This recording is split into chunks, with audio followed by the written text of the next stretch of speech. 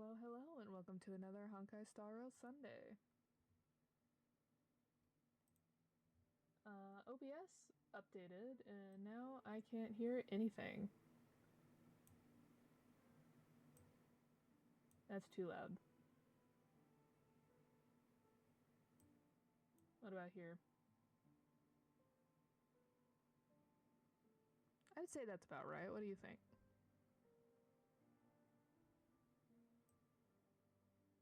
Maybe a little lower. Okay, and then the game.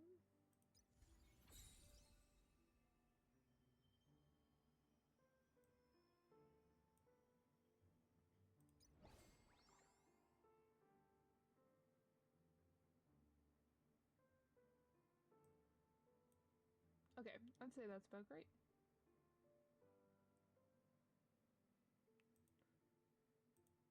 Alright, once again, we are doing Honkai Star Rail Sunday on a Saturday, though it might become Sunday soon. We are still doing some stuff at home, and so I do not have time to do this on Sunday like normal, so we get very late night Saturday time instead. Real quick, let's run through it. We got, last time, he made us go pretty high for himself. If I can find him. There he is. To get him, but he was a gentleman and evened it out by getting his light cone pretty early. I have maxed out his traces. These are the relics we have going. He's not amazing, he's not terrible. I can at least throw him in, he'll do stuff. And it's a follow-up attack, of course. So Motza got his card back, thankfully. We're at currency war like usual. We did make some advancements finally. I got the Black Swan, which was the only one of these I believe that I still needed, and then I completed all of the Bond Path of Mastery. I honestly don't know if I'm gonna go try for these because some of these are just like really, there's no like strategy. Some of these are just purely like you just have to get lucky. You know what I mean? Like a lot of these you're only gonna get once you finally get that, the bird, the owl, Albert, there we go. The Albert thing, some of those you're only gonna get that way. And then the 3 peppies, just literally luck. So I honestly don't know if I'm gonna go for those or not. And that's about it. Let's go over to the events real quick. Garden of Plenty is having one. Obviously the main quest. This is the new Divergent universe that's based off Plan Arcadia. RIP to our Amphorius one. You will be missed. Wispe War seems to be another kind of like little mini game. That one is going to be expiring in the next little bit. I'll probably get to this next weekend. Probably. Obviously currency war. Ashvale is still ongoing, but Boot Hill has made his appearance now. I would love to pull for him, but once again, he shows up in the worst possible timeline, because I need to save for Gilgamesh. Any of you who know me know that I played Fate Grand Zero, and my favorite character was Gilgamesh. Now, what's really going to change is I think they're basing it off of Archer Gilgamesh, which I do not like nearly as much. My favorite has always been Caster Gilgamesh. But we'll have to see. I have heard rumors that he may be free, and that's what I'm banking on. If he was free like Archer with that like 300 pull free light cone, that's what I'm saving for, is that. If Gilgamesh is a pull variant, but he's Archer Gilgamesh, I may skip him. The only thing we're running into is the fact that in the next set of banners, Sunday is going to be returning, according to the leakers, of course. I have him, obviously. But I would not mind adding to my Sunday Eidolon collection. And so I think that's gonna be the only thing, is I might want to pull for Sunday.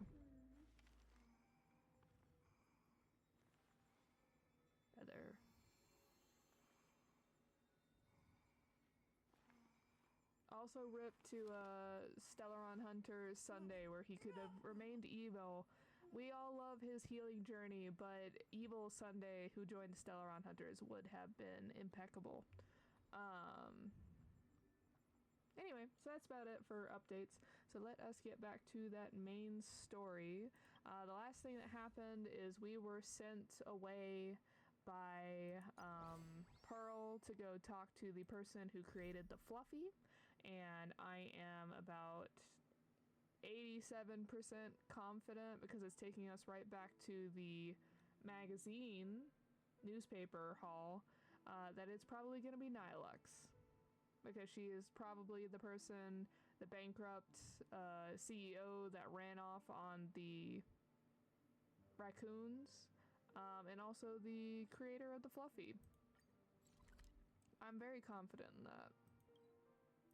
The Furbos, that's what they were. I could not remember what they were called. And then a lot of stuff is coming with the anniversary patch. Like, a lot of stuff.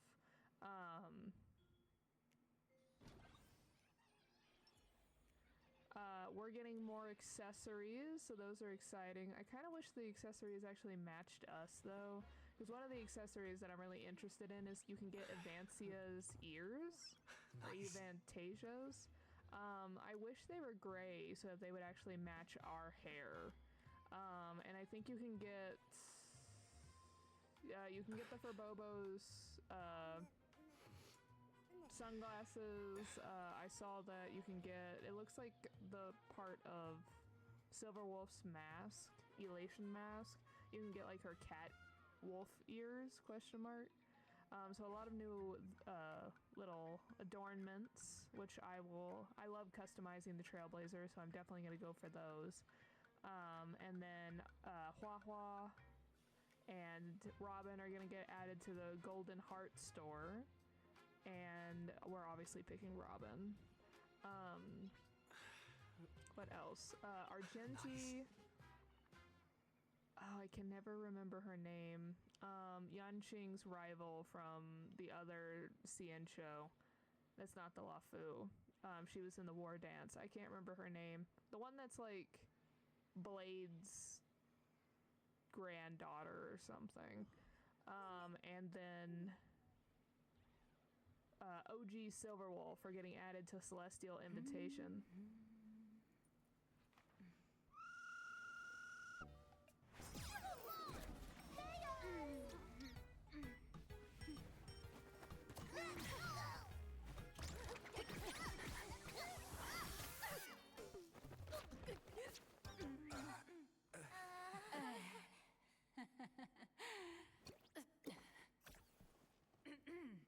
Please come in.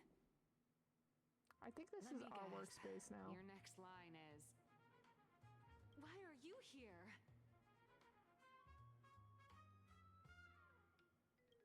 Miss Nihilux, what are you doing here? What's the problem? I'm the magazine's founder, its president, and its editor-in-chief. It's only logical that I'd be sitting here. A million? President Nihilux has already been behind on behind on everyone's wages for months. In a run for the money, who risked their neck being a tabloid journalist, sneaking photos of the bigwigs on the Astral Express?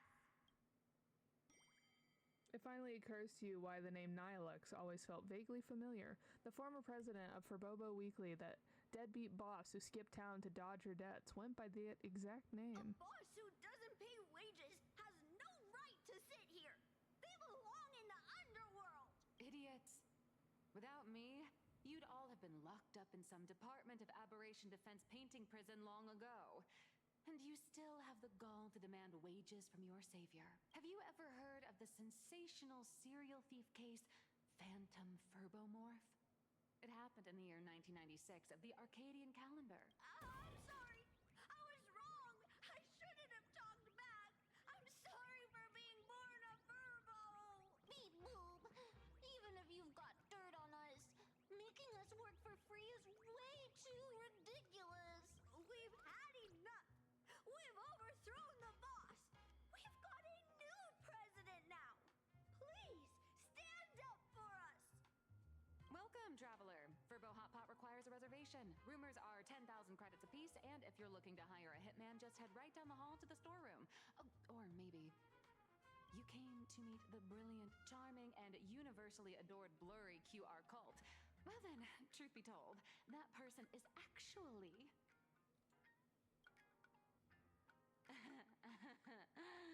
Who could it be?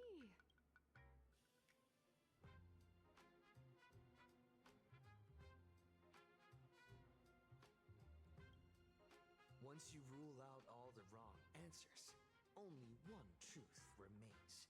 The only one here who can actually draw is you, Nihilux, your blurry QR cult.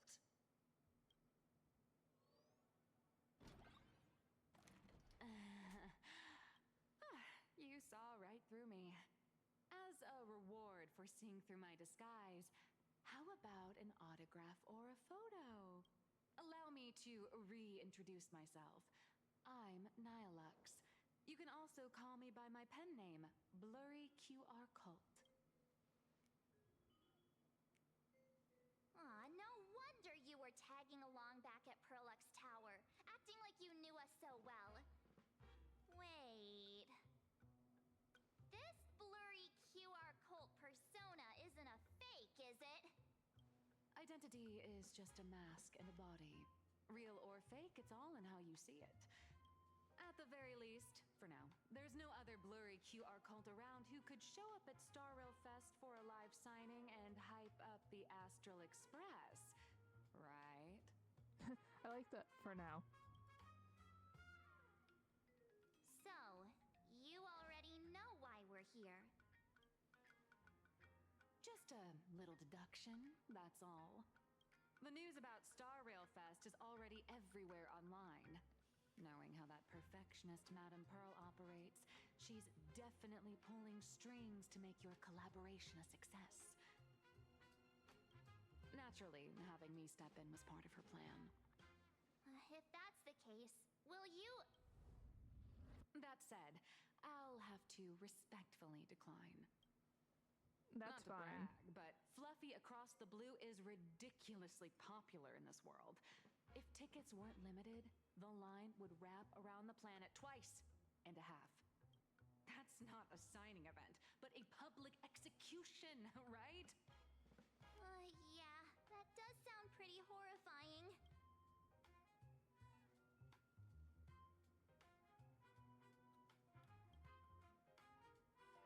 So tell me, Miss Nihilux, do you really have the right to refuse us? You've used the crew's likenesses and adventure experiences without permission. Surely you owe us some form of compensation. Why are we talking about this all of a sudden? Today, on behalf of the entire Astral Express crew, for your violation of our publicity rights, emotional damages, and lost wages, I hereby demand 1.6 billion credits! My brother in Christ, you made up that number off the top of your head, please. At least consult with Himiko. How did you work that out? Believe it or not, I don't have a single coin on me right now. That's impossible. Just your royalties alone should have made you rich. Due to, unknown circumstances, my luck with money hasn't been great. But I get what this is really about. You're not only after cash, are you? Yes. I'll show up at Star Rail Fest. Is that good enough for you? Then it's settled. Thank you, Colt. That said, I also hope the two of you, as the original inspirations, will take some time to familiarize yourselves with Fluffy Across the Blue before attending the exhibition, so you won't be caught off guard by fans' questions. Time to attend Miss Nihilux's class. Please follow me.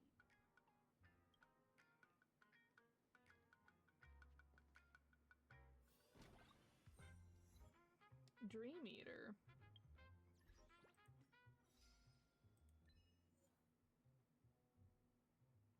Mass, the author of Fluffy Across the Blue at the publishing house.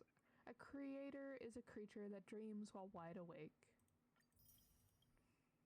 Okay, only 3 more. These two I'm so curious about.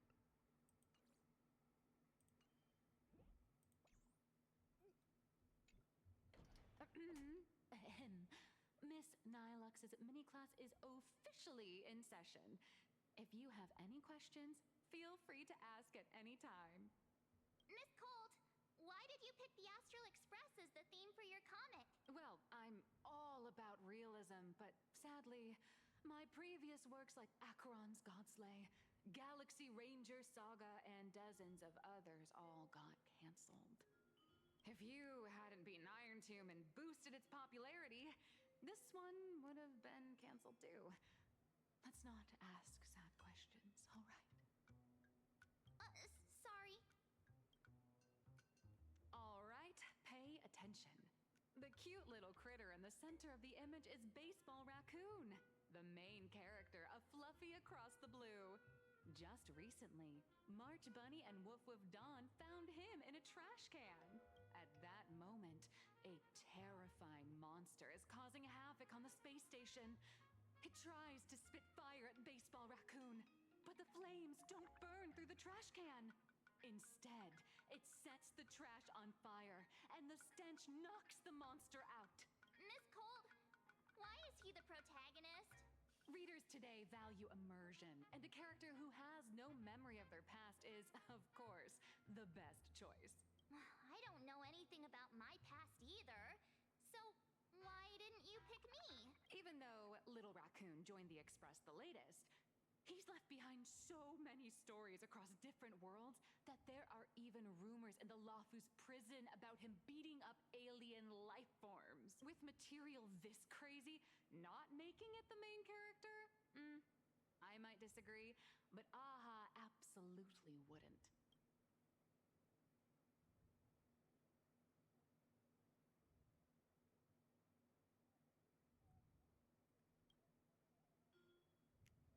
Stick to being the Baseball Raccoon, okay?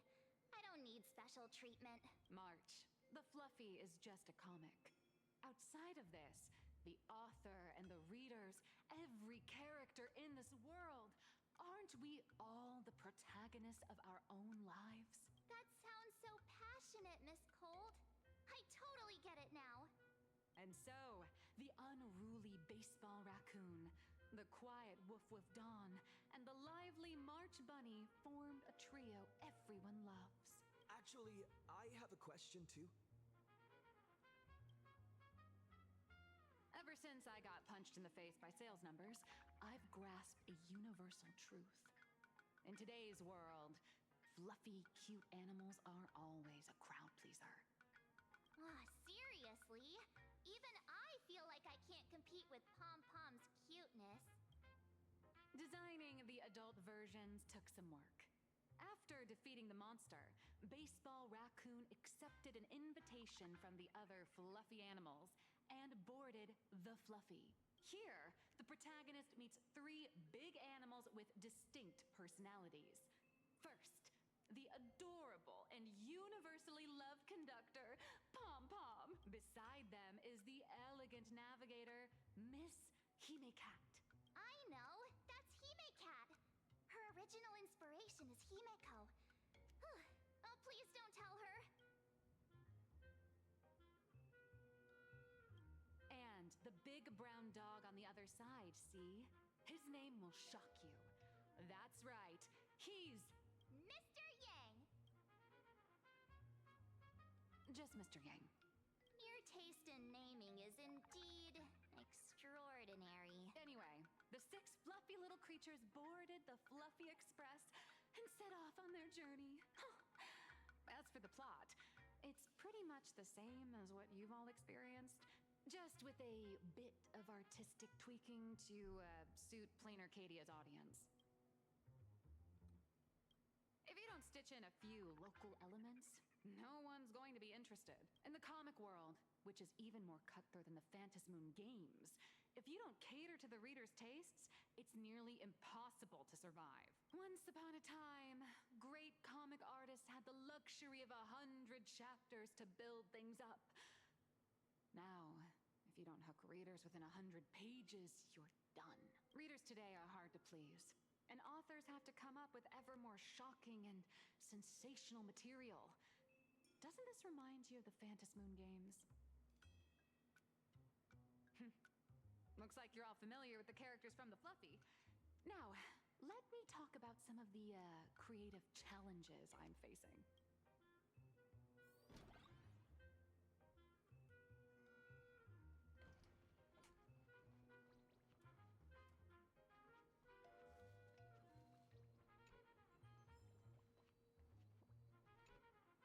So, what do you see on the Fluffy stands? It's him turned into a cute little animal?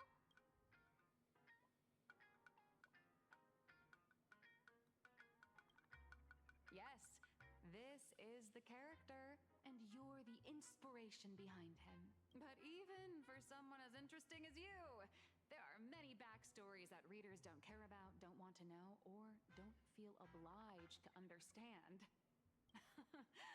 A comic artist's job is to capture the most interesting parts and present them to the readers. The cute and clever one is March Bunny.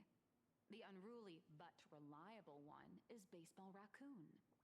This is what we call a concrete archetype paired with an abstract character. And the abstract side of a character will only be further simplified in the eyes of the readers. So, how do you think the readers across the universe view you nameless?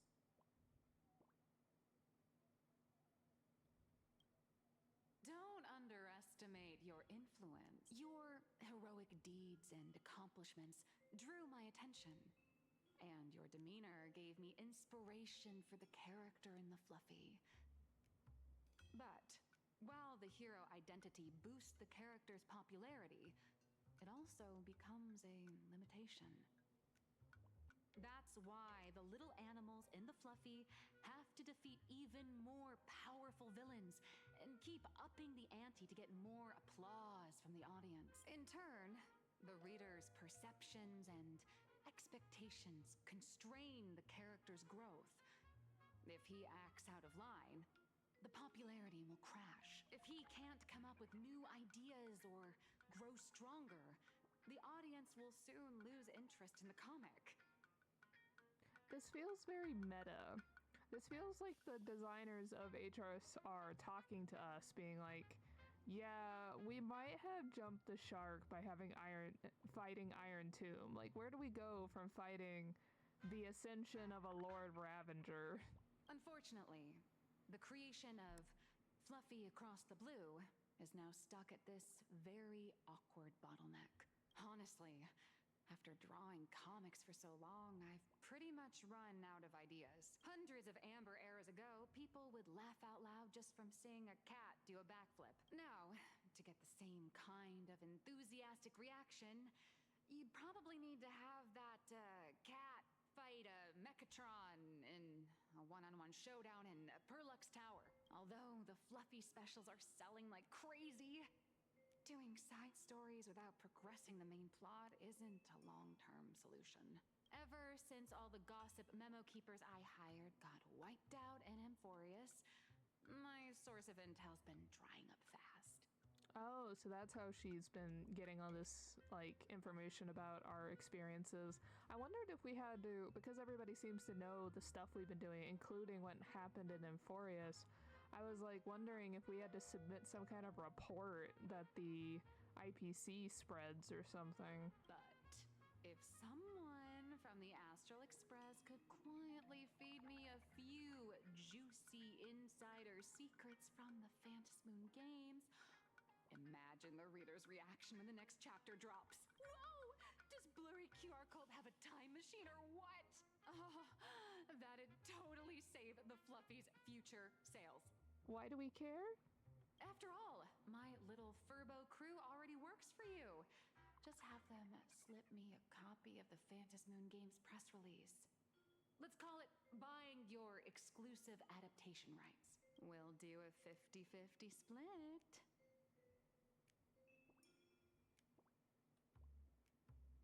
I mean, she's gonna write about us anyway, so.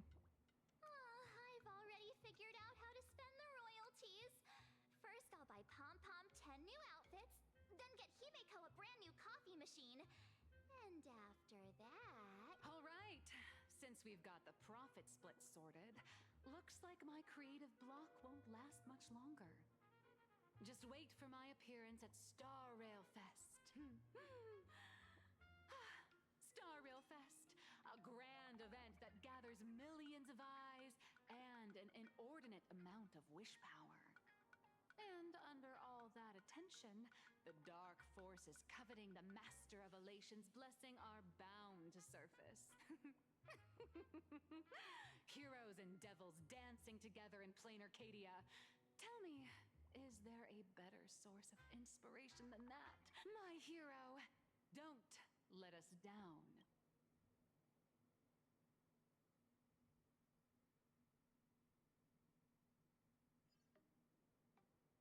Meanwhile, at Graphia Academy.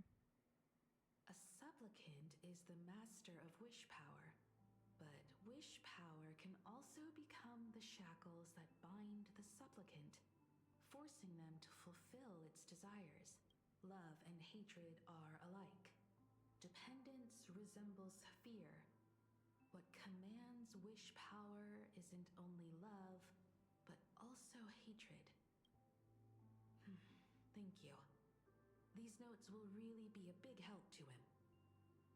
I mean, that's very similar to what Nihilux just said to us about our image is so ingrained about being a hero now that we won't be able to make choices outside of that prerogative anymore because people have ingrained in their minds so far that we're heroes. Once again, I'm getting such To Be Hero X vibes from how Plain Arcadia works. Good. I'm so glad to be of help. For generations, many members of our family have attempted to enter the Phantasmoon Games, hoping to rely on the Aeon's immense power to lift the curse afflicting the Graphia bloodline. Some came close to the mask, but could only watch as history passed them by. Others wore it, only to fail in the end. That was until 400 years ago, when your great-great-grandfather Hero won the Phantasmoon Games and successfully gained an audience with Aha. But the family's curse was not broken. In his notes he wrote, "Just as the god of destruction cannot cradle a bouquet, so too is the god of elation powerless against a curse. Such is the cycle of cause and effect." Father, are you wondering what it was that healed me? I know you're keeping something from me. But I don't care what cured you 15 years ago. As long as you're alive, I can wait until the day you're ready to tell me. Still, as a father, there are things I must say, even if you don't want to hear them. As an artist, I'm fascinated by fleeting lives. How they struggle, suffer, and in doing so, reveal a brilliance worthy of time's memory. But, as a father, I can't stand by and watch my daughter walk into tragedy. I bless you to be a hero, to welcome the same end as Akivili. Those are words I could never speak.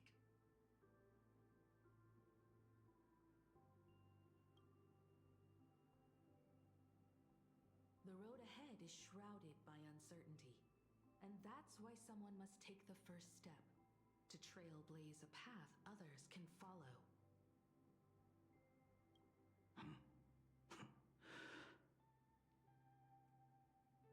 I can't stop you, even though every part of me wishes you'd stay.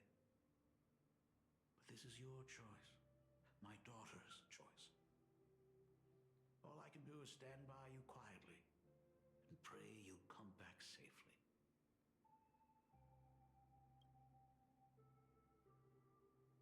Do you still remember the bedtime story I used to tell? They say there was once a princess in the sky. Day and night she painted in her celestial garden. untouched by the joys and sorrows of the mortal world. One night, a thunderous sound echoed from her painting.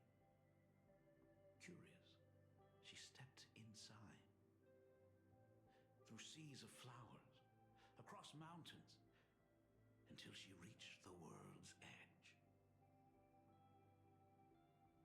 There stood an ancient tower, so tall it pierced the heavens, so vast it seemed to hold the universe itself.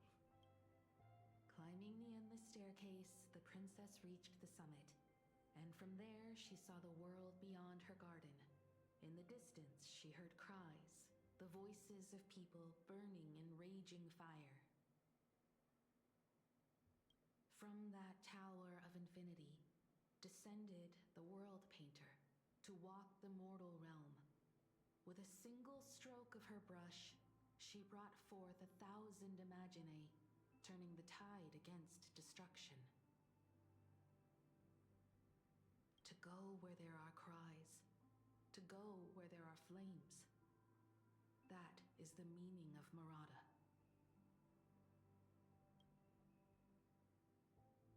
But beyond the family name, my interpretation of our ancestor's name, Graphia, is also the hope I place in you. Himiko, whatever choice you make, if this is truly what you want, then go. Use those steps blazed upon trails to paint the world as you see it.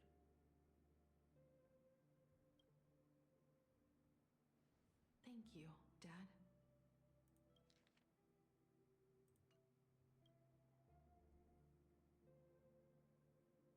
By the way, how's your health? You haven't picked up any bad habits like smoking or drinking while I was away, have you? As the Dean of Graphia Academy, I still have to set a good example for my students. It's just, my tendinitis keeps acting up. My herniated disc is getting worse.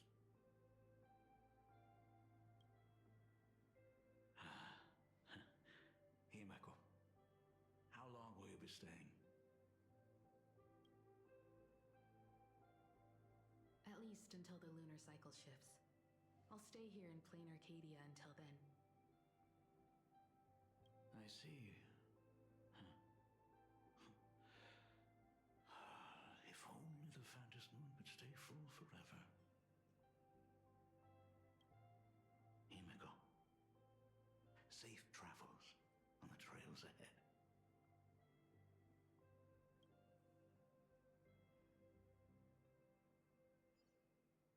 Well, that didn't take long to resolve.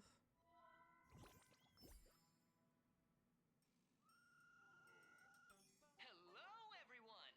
Welcome to Full Wish TV's special news segment, Arcadian Morning Report. I'm your host, Filthy. Hi everyone, I'm your host, Snowy! The Star Rail Fest exhibition venue funded by Pearlux Corp and constructed by Turbogen Heavy Industries has officially been completed!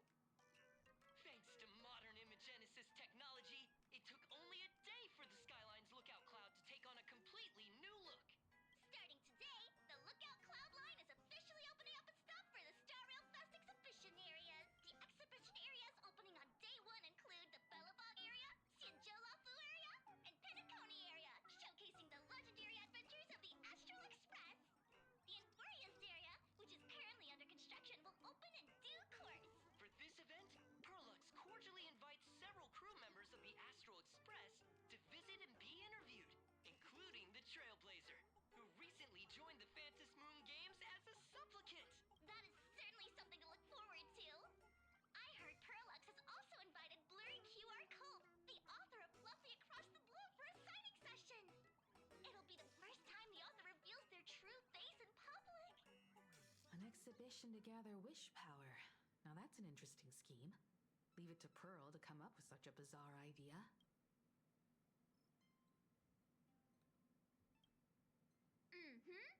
Pearl is also mobilizing Perlux's resources to promote us.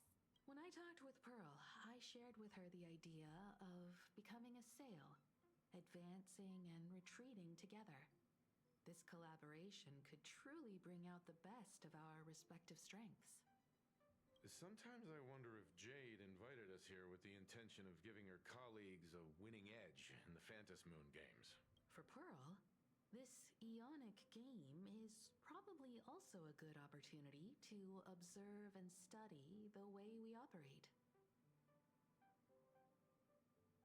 Though, compared to our usual opponents, this Intellitron executive is a surprisingly rational decision maker. Her proposal for cooperation seems more trustworthy than most. It's not rationality that concerns me.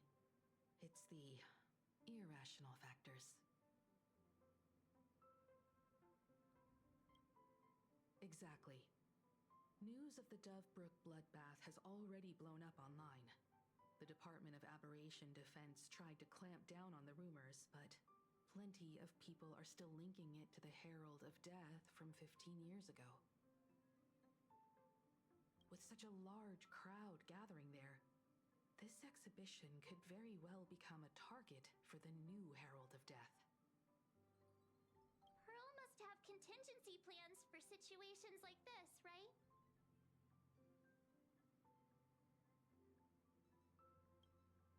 That old guy? No way! Whatever Pearl has planned, we must consider the possibility that the Herald of Death might attack the venue. We won't just be there to showcase the Astral Express to the people of this world. We'll also need to stay on high alert for any suspicious activity. It's about time. You should get going.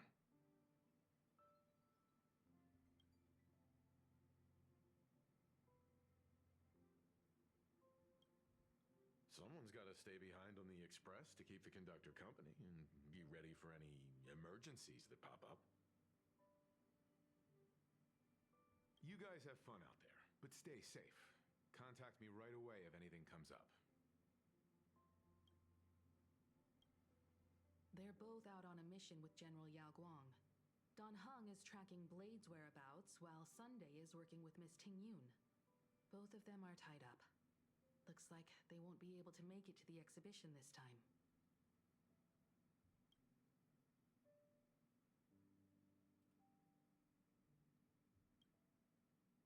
Looks like the heavy burden of documenting our travels falls on yours truly once again. I'll make sure to snap tons of pics so I can tell you guys all about the exhibition when we get back. Star Rail Fest, here we come!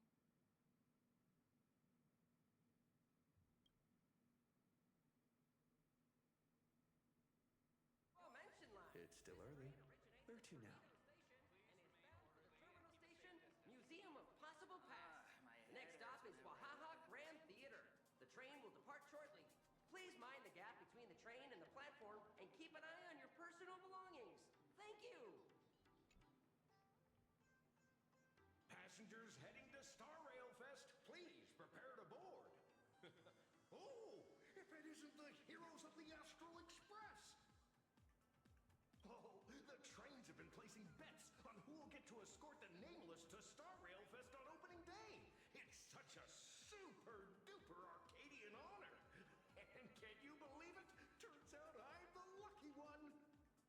Oh, I could already feel everyone's enthusiasm turning into waves of wish power along the way. No wonder everyone's running around with such high spirits.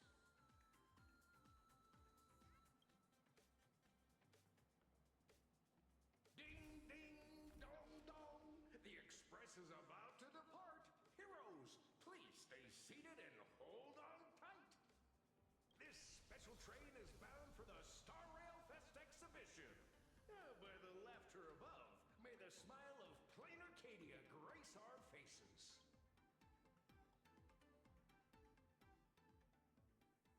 Outline. Thank you for riding with us today. May the laughter watch over you, and please enjoy your journey. Oh, wow! The exhibition entrance is packed with Express fans! Personal belongings. Thank you.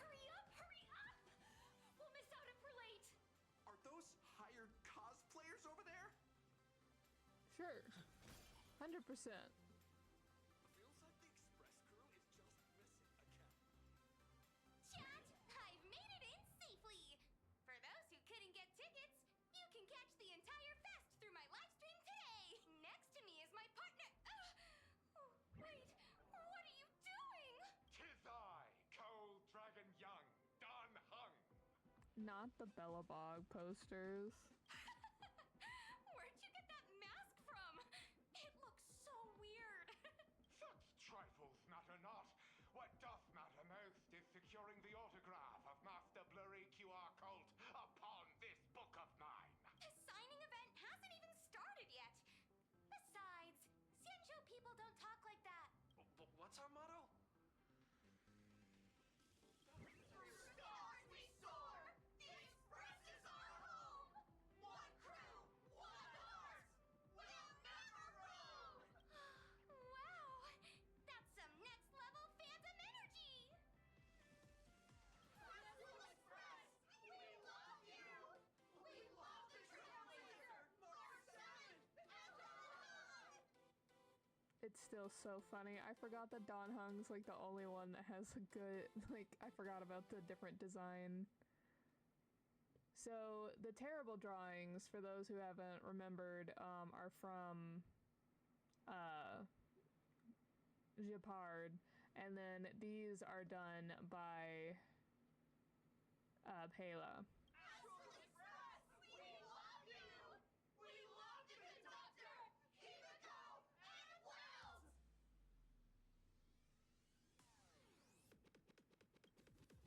Shh, this isn't Amphorius, you know. Watch what you say. The family's got ears everywhere. It's best if we keep quiet about Mr. Sunday while we're out in public. Wanna take a photo together, Himiko? No, thanks. I'd take tense negotiations with Pearl over getting mobbed by my own fans any day. Who'd have thought there'd be social situations that even Himiko's afraid of? If Don Hung and Mr. Yang were here, I can't even imagine the looks on their faces. What a sight. Truly.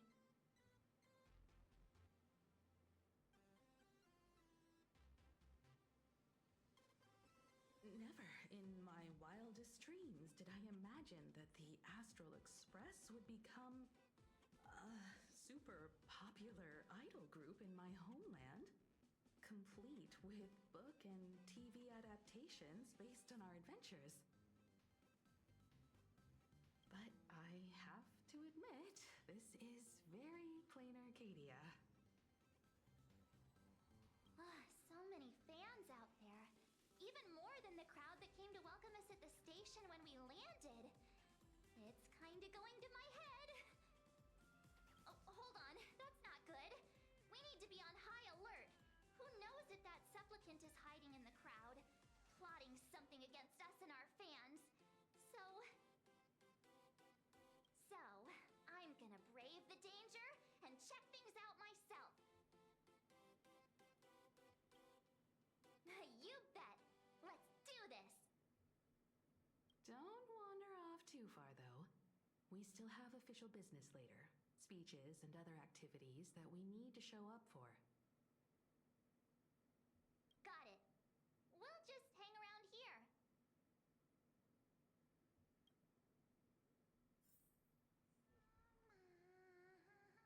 Check out the area near the exhibition entrance. 3, 2, 1. Make a trio! Stay together! Hi! Trailblazer. Sorry to bother you. We're with Full Wish TV. It's our lucky day running into you here. Do you have a moment? Mind doing a short interview with us? It won't take long.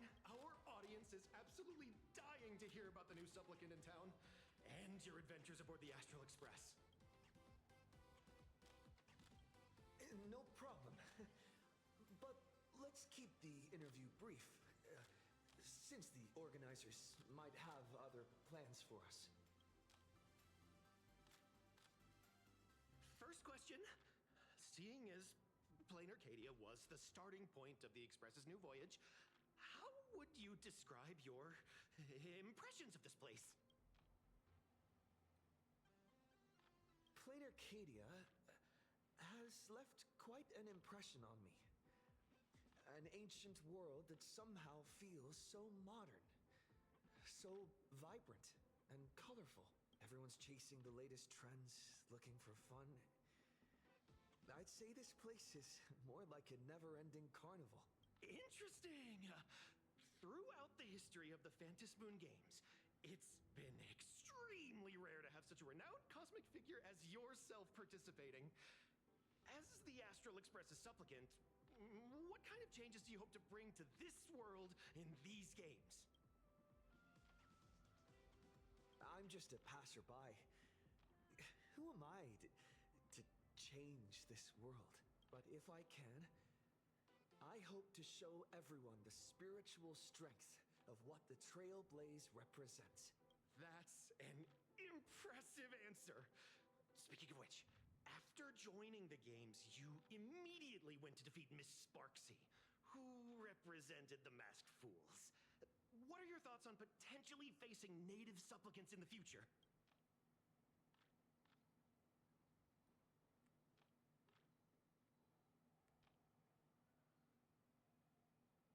Sparksy gets her kicks through chaos and madness. That kind of out-of-control elation is way too dangerous. As for the other native supplicants, as long as they don't make the games dangerous, I'd rather cooperate with them than defeat them through violence. Speaking of local supplicants, we've noticed that Star Rail Fest is Perlux Corp's way of rolling out the red carpet for the Express. There are rumors that the IPC is also sponsoring the Express. So, I have to ask, are you representing the Express or the IPC in these games? The IPC's interests? Nah. Even though Star Rail Fest has exceeded my expectations, and Madame Pearl and Perlux extended such a warm invitation, which I'm truly grateful for. At the end of the day, this is a festival for everyone. And I'm just one of the guests. I'm not the master of this place.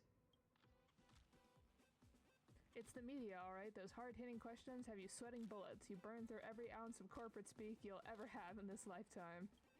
Every micro-expression on your face is screaming, in this interview already. Thank you for your valuable time. We won't keep you from your plans at the exhibition any longer. I was trying to be Pretentious answer. I was trying so hard to make sure that those were all good, because I said it in the last one that they could take our answers and twist them to better suit their purposes, so I was trying to be so PC. Wow, with that outfit you must be cosplaying as March Bunny. Am I right? The accuracy is just insane. Yeah, just like the original. Since we're all fans here, let's skip the sales pitch. But I gotta say this up front. The conductor is the cutest in the whole universe. I agree. The conductor is the cutest in the whole universe. But wait a minute. Some of your stuff looks familiar to me.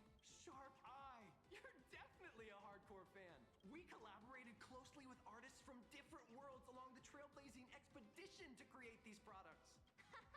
I can pretty much guess who they are. I may not be that talented or have the artistic skills of a master, but I've written some articles and gained a bit of popularity in the fan community, so while I'm here at the booth, I thought I might as well do some self-promotion. Your gaze falls upon the table, and in an instant, the shocking words sear themselves into your widening eyes.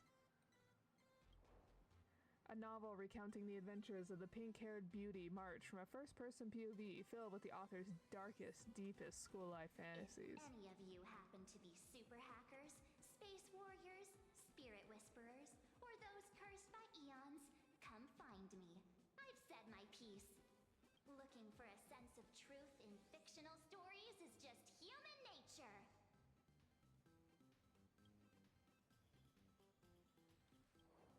A a fantasy novel adapted from the classic Cienjo script. It chronicles the epic saga of Rupert II and the love and hatred shared among the 108 Intellatron heroes, ultimately leading to his downfall.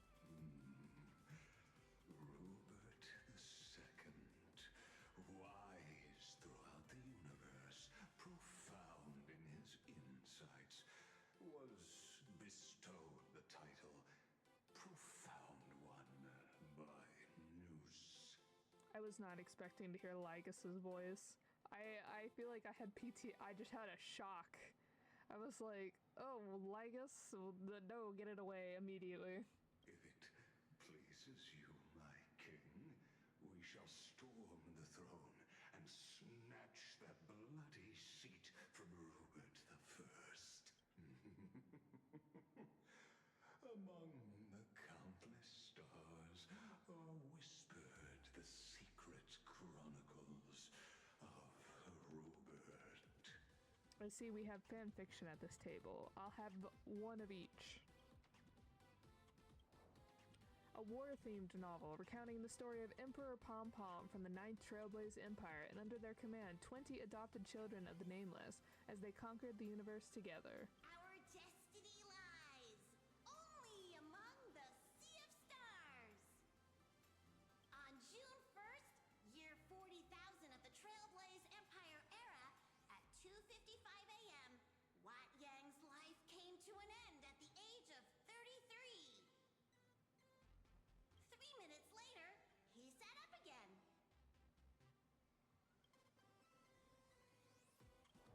Oh wait, sorry. Our destiny on June 1st, Yeah. 3 minutes later, he sat up.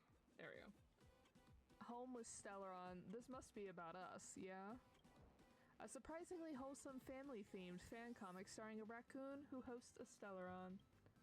A fun little tale about the cosmos' most wanted criminals forming a family and going on all sorts of missions. They even kept a cat that grinds video games for them by the name of Silverwolf. I'm sorry, Kafka.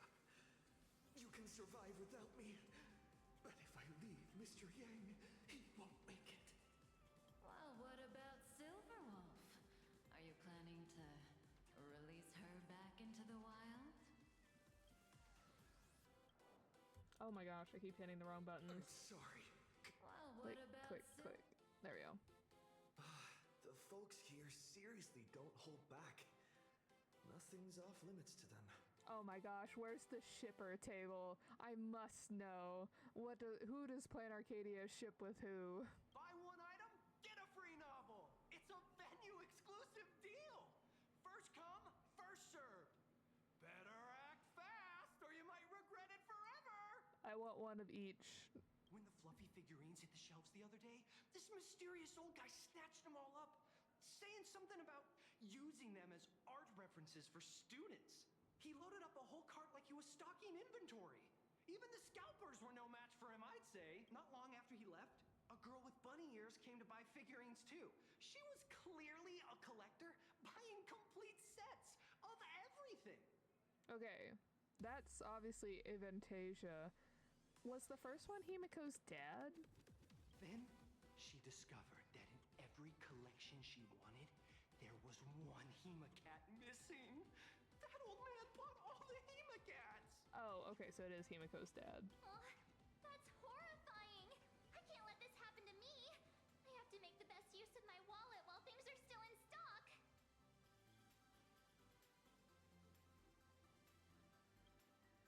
You know that feeling when you see some weird little gadgets and you just can't help but buy them?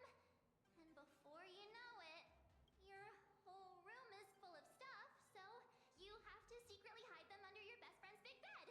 Aw, this is not good. My wallet is trembling. My pocket money is crying out in pain. I need to battle against my own instincts for a bit. This is gonna be me in a couple weeks when I go to con. Go look around without me for a while. I'll come find you once I'm done with this battle. Just don't wander too far, okay? Press model, I got it. Oh, I can't actually buy from him.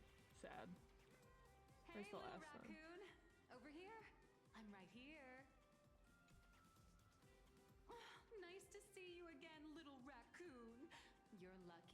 haven't been completely swarmed by fans yet. Here you are, the original inspiration for the Fluffy's main character, fresh as a daisy, yet no one recognizes you. Talk about irony. Don't tell me they think you're just some cosplayers. Oh, come to think of it, that's actually quite possible. Yeah, that is currently what everybody thinks. Well, none of my readers have seen my real face yet. But that's all gonna change once the book signing starts. It's honestly heartbreaking that the organizers only gave me this dinky little booth. I was hoping for something more prominent, like a spot on the main stage or something.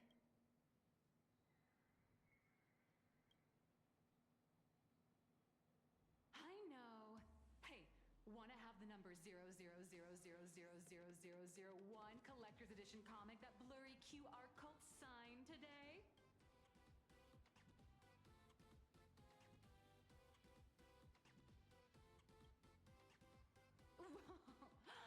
Since when did we get all polite? Of course it's free. But you know what they say, nothing's more expensive than free stuff. Hold up. What's this extra thing? Ew, isn't that our new elation weapon? Light sticks. The organizers gave me thousands of them and told me to hand one out to each fan who gets a book signed. They really know how to push someone around. I wanted to give them a piece of my mind. Am I not the world-renowned author of Fluffy Across the Blue, the great blurry QR cult? Who exactly do they think I am? Chopped liver? But you're right. This is Star Rail Fest. Today, I'm just a side character. Anyway, it's about time to head to the booth and meet up with the staff to start the signing session. I won't keep you from enjoying yourself any longer. Bye-bye.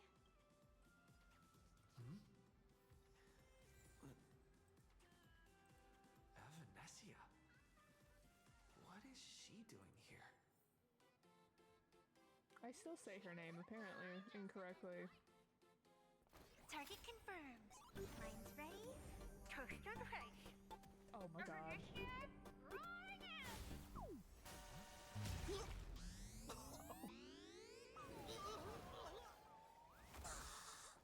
Did that guy just pass out? Evanescia, a little bit too much oomph there. I'm so sorry. Are you alright? Sorry, I had no idea I could pack such a punch when sprinting at full speed. Good thing I'm built tough. I just wanted to recreate that classic teen rom-com moment. You know, bumping into a schoolgirl running late with toast in her mouth. I'm really sorry. We can try again. Why am I here? Well, probably because the plot demands it. Well, that's got to be the lamest excuse I've ever heard. A true excuse, but a lame one indeed. How could such a classic trope fall out of fashion so quickly?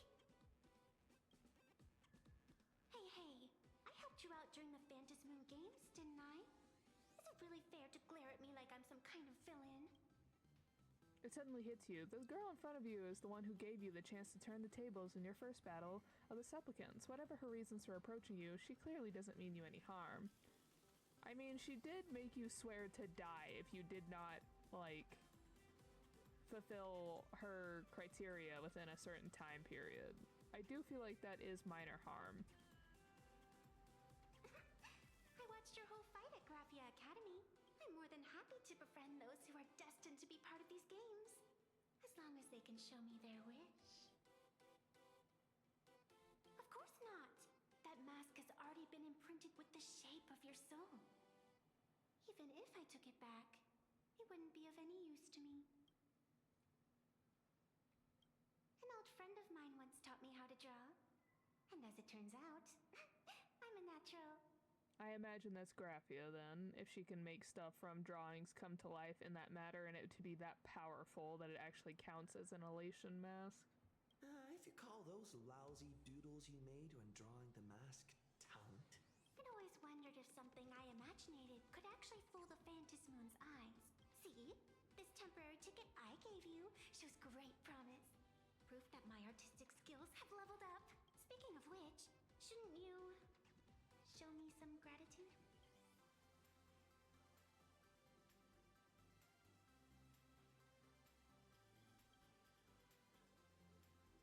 The scalpers are completely out of control. I couldn't snag a single ticket to the exhibition. Could you sneak me in? Sure. At this very moment, two voices appear on either side of you. They tell you, She did help us out before. But as a dignified nameless, how could I do something as helping someone sneak in without a ticket? After all she's done for us, you're gonna be stingy about a tiny favor? Besides, since when were we such paragons of virtue? I sure don't remember any of that. Huh? Didn't expect you to be so principled. Guess I'll have to use this trick.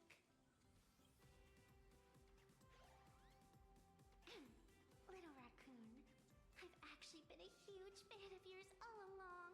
From the very first page of The Fluffy, Volume 1, Chapter 1, I was already captivated by you. That afternoon, as I passed by the Graphia Academy building, I caught a glimpse of you by the window. Right then, I knew my heart had been stolen, and nothing else would ever make me feel so alive again. Getting to share a few happy moments with you at this exhibition, that's all I could ever ask for in this lifetime. could I offer you the #1 copy of Fluffy Across the Blue, and you will probably leave me in the dust. Do not rat me out if you get caught. All right, I'll do it. Stop nagging already. Just as I thought. No one's immune to some good old-fashioned glazing. Let's go. We've wasted enough time. I need to meet up with my friends first. What should I get next? A baseball raccoon, March Bunny, or a Wolf of Dawn plushie?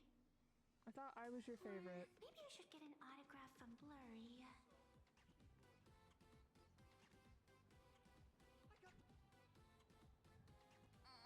I tried, but I still just couldn't keep my wallet shut.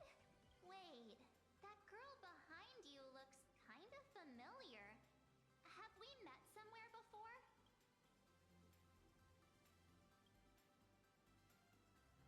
What are you talking about? I've definitely seen her. I think it was at Graphia Academy? Whatever, it's not important. Wait a sec. Isn't this March Bunny from the Fluffy? Oh, the attention to detail is insane, especially those ears. I'm a fox. A fox. Let me introduce myself. I'm Evanesia. Just a normal fan of the Fluffy. You must be the inspiration for March Bunny. You're way prettier in person than in the news. March Bunny, I've actually been a huge fan of yours all along.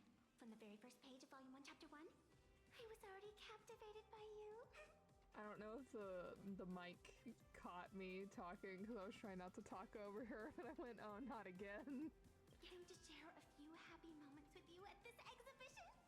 That's all I could ever ask for in this lifetime. But I can't even get a single ticket, so I can only stand here, gazing up at that world from afar. Oh, you poor thing.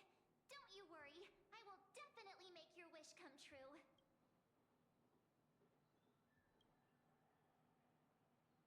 It's like our souls just clicked on a cosmic level. You wouldn't get it. Such an adorable little fox girl could never have any bad intentions. It's not like she's another Fantilia, right? Besides, this place doesn't even have any Stellaron or Ambrosial Arbor. Don't worry, Nessia. Just leave it to me.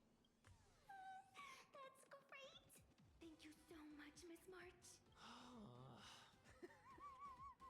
We are so not about it. Himeko just messaged me. It's about time to head in now. I got it. I dressed up as March Bunny today. Wow, if it isn't Trailblazer and March 7th! Such incredible cosplay accuracy. Out of all the people trying to sneak in disguised as the Nameless, you two are definitely the most convincing. Have you considered the possibility that they might be the real deal? And how inappropriate it is to ask our distinguished guests for tickets? Hello there! We meet again. HQ arranged for me to wait here and welcome all of you. Miss Himeko has already entered the venue. Mr. Trailblazer, Miss March 7th, and this is... She's,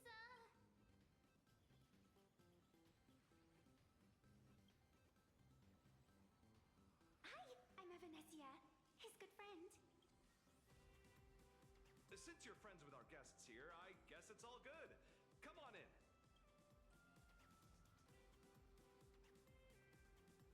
Ladies and gentlemen, the guests from the Astral Express are about to make their entrance. Get ready to make some noise!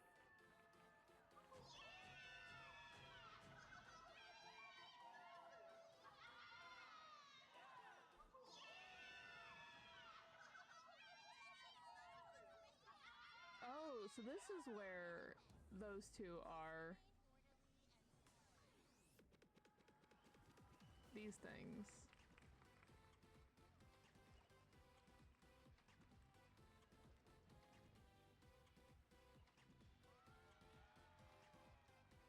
Oh, hi, Sparksy.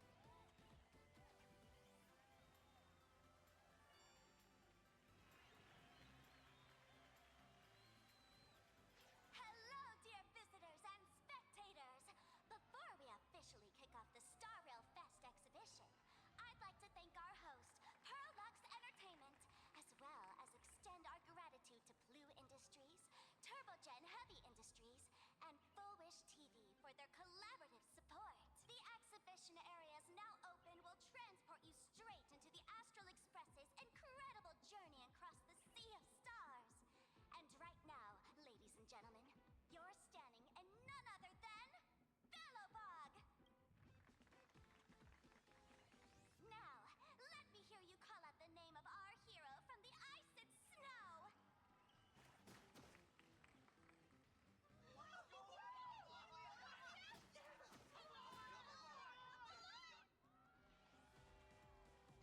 I grow up, I want to be the Supreme Guardian and turn into a frost giant to fight those rampaging super ancient weapons. In my next life, I want to be the Supreme Guardian and turn into a magical girl to protect Plain Arcadia.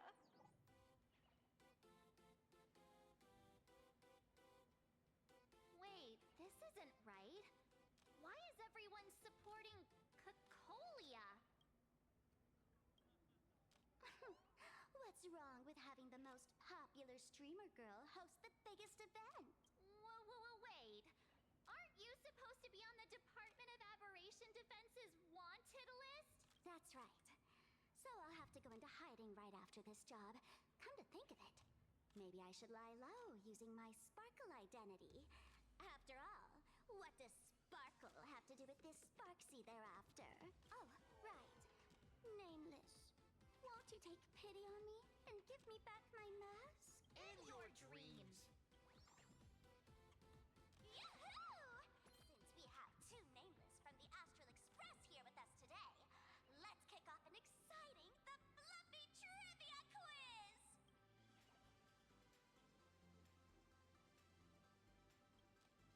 Here's your question. In the final chapter of the Fluffy's Bellabog arc, The Supreme Guardian's Bond, what did Cocolia summon to fight by her side? Oh, the Guardian wand that could transform her into an ice giant? Ding ding! That's correct! Well, looks like this young lady here is quite the devoted reader of the Fluffy, answering even faster than the Nameless.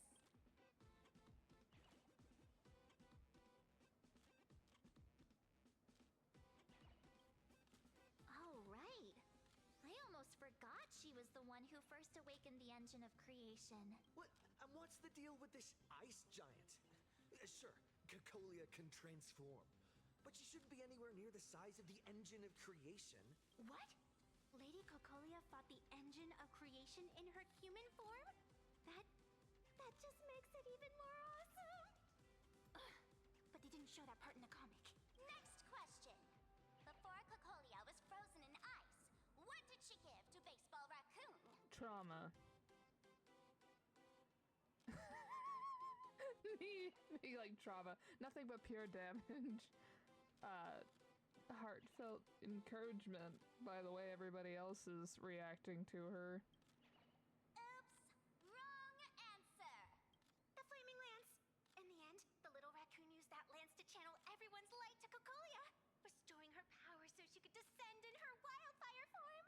What? Ding ding! That's correct! Every time I turn to that page, I can't help but burst into tears. Artistic interpretation indeed, apparently. How did this happen? Actually, I inherited this flaming lance from the previous Supreme Guardians when I got stabbed right through the heart. What are you talking about?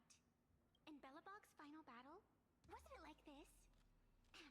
Despite her grievous wounds, the Supreme Guardian transformed herself into a frost giant for the sake of the people of the Winterlands, joining forces with the Nameless to counter the destruction engine that was about to flatten Belobog. So the fluffy storyline follows the official Belobogian narrative? Wait, is that not how things went? Could you at least spill a little? Just a little? I see. If the truth about this were to be revealed to the people of Belobog, the hard-earned peace would crumble, wouldn't it? Nessia, please keep this a secret. Of course, my lips are sealed. But I have to say, I'm surprised that even the heroes of the Astral Express can tell lies. They say lies don't last forever. And while Belobog's future may be built on the lie, I hope it can endure for a long, long time. Because those people are all my friends. Thank you for telling me about this. The Phantasmoon games make supplicants wear masks. But if you ask me, that's when people really drop the act and face their true selves. Big hero! The event's not over yet. Come join me on the stage and deliver your decisive strike in the epic battle between Madame Cocolia and the Destruction Engine. Me? I'm just imagining that one meme that's like the person pointing to themselves being like, me? Give me that while we're here. Madame Cocolia is in crisis! Hang in there, Madame Cocolia! Fear not, everyone! I can see our hero approaching! Today, we are honored to welcome to Star Rail Fest the hero of the Astral Express! One who survived the Battle of Belobog, the Trailblazer! Let me hear you say the name of the Will of Preservation's successor! Trailblazer! Trailblazer! Trailblazer! Come on, warrior from beyond the sky! Show us that legendary scene again!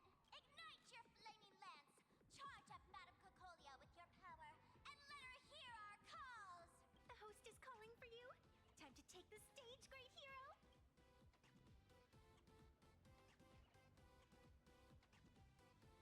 I'm never gonna live this down. Reenacting a legendary scene right here. Oh, good thing I'm not the one up there. Big hero. You're gonna shout that line when you ignite it, right? Of course it's Flaming Lance forward. You've gotta shout it really loud. Flaming Lance forward! Little raccoon, aren't you going to go up there? The audience... Nameless! Where's our Nameless? Flaming Lance? Forward! Flaming Lance forward! The sphere tip has been ignited. Kids and grown-ups alike, raise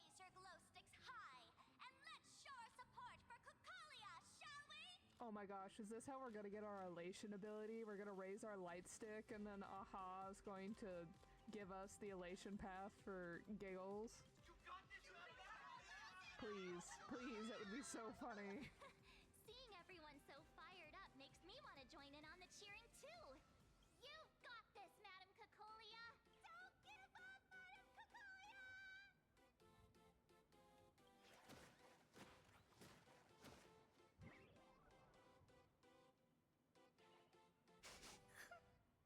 What's wrong, Nessia?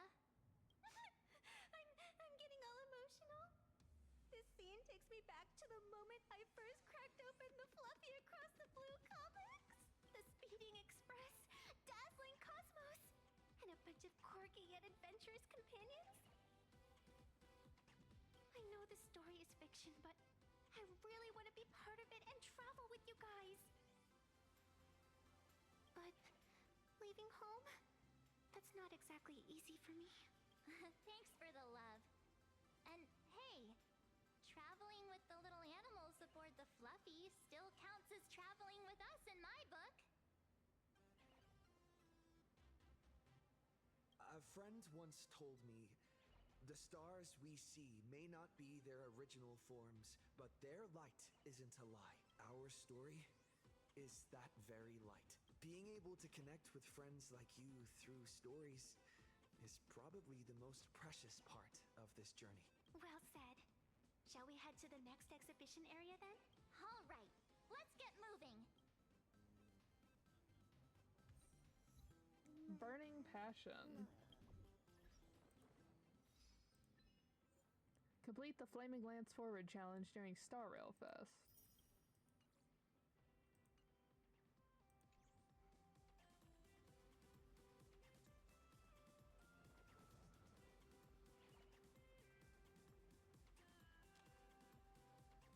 Welcome aboard the Fluffy Shuttle Express.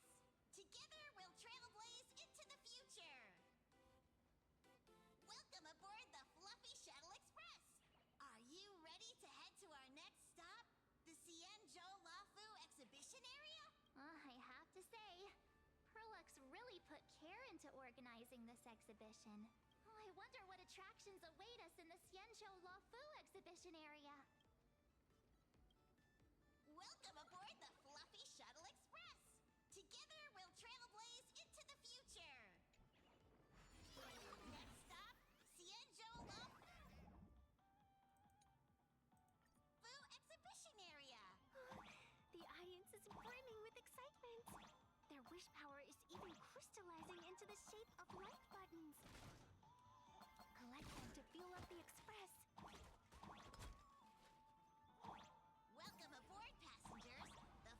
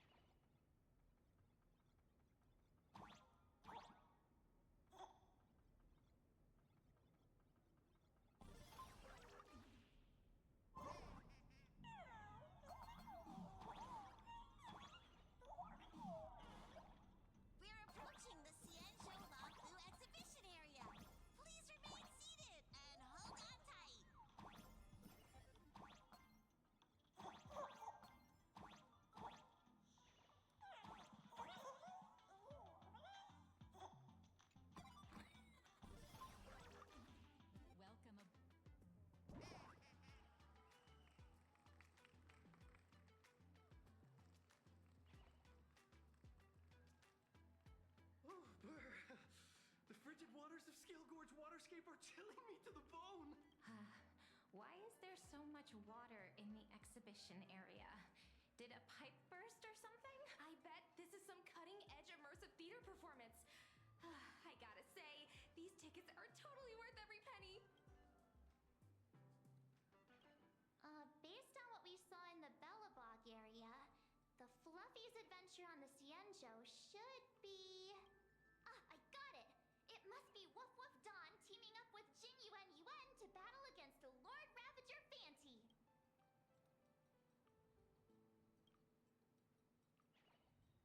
I'm so jealous that you guys still get to experience the joy of seeing the Fluffy for the first time. Well, it's fine, because this means I get to show off all my knowledge about the Fluffy. When people talk about the Astral Express's most memorable moments in the Cienjo War, it can only be the epic fight, the triumphant return of the High Cloud Squadron.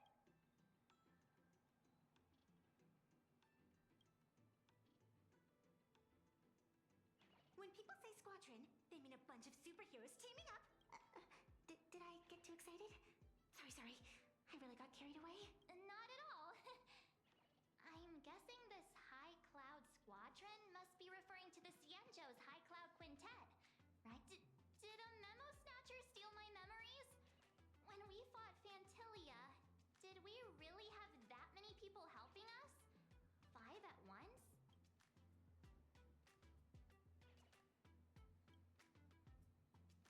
Oh, I can't take it anymore. I'm bursting with curiosity. Quick, let's go inside and take a look.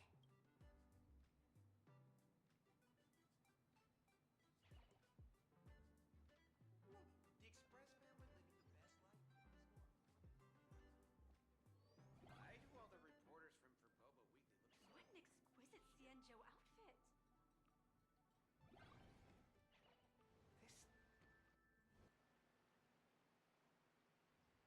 Oh, Holy everyone's moly. shivering. They nailed the Scale Gorge waterscape. The whole exhibition area is completely submerged. Little raccoon, I want to see that thing.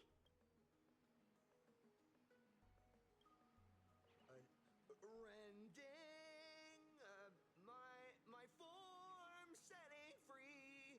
Oh, Lord. Thunderous roar, symphony. Aw, hold it right there. Please do me a favor and stop that. Nessia means that thing. With a flick of the hand, the ancient sea splits apart. Yeah, but that's Don Hung's thing. Wolf of Dawn, I've actually been a huge fan of yours all along. From the very first page of Volume 1, Chapter 1, I was already captivated by you. Who on earth did this kid learn to ask favors like that from? From March Bunny in the comic, if you must know. What? This is absolutely the biggest personal attack on me ever! Never mind. I'll go ask someone about what's going on.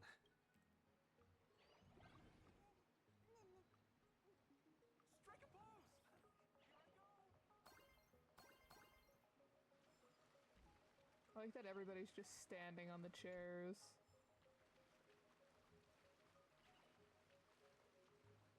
Hey, host. This immersive theater is getting a bit too immersive, don't you think? Ugh. It's been almost 20 minutes. Where's the actor who's gonna split the sea? That's right. The script for this exhibition stage play was written under the guidance of the Cienjo's legendary literary master, Mr. Cien. We guarantee you'll get an authentic recreation of the Express's most iconic moments. Oh, it's you! Trailblazer! I don't know what happened, but water just started gushing out everywhere. Please, save this exhibition area like you saved Scale Gorge Waterscape before. Alright then.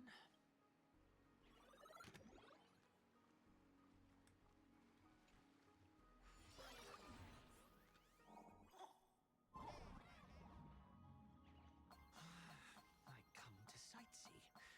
I do hard labor. I fix these pipes. All for the audience.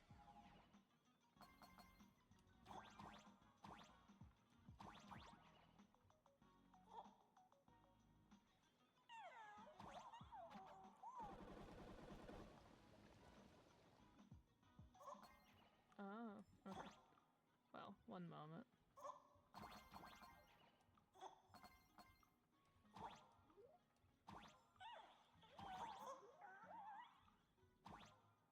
Okay, we're still locked.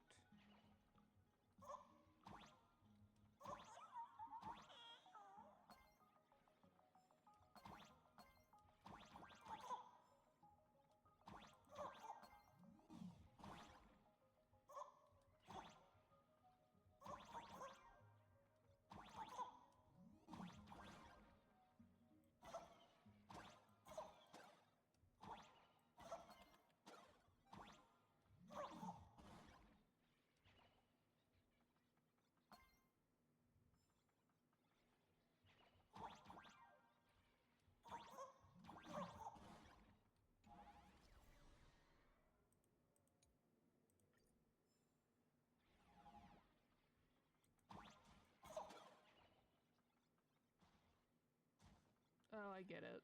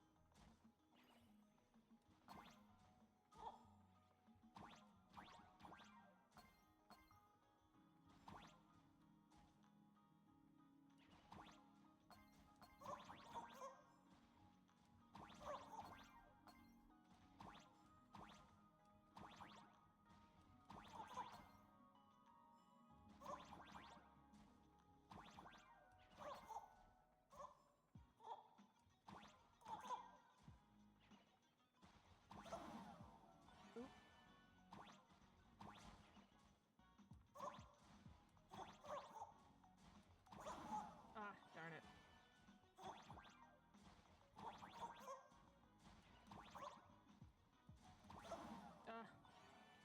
Have I mentioned that I'm terrible at platformers?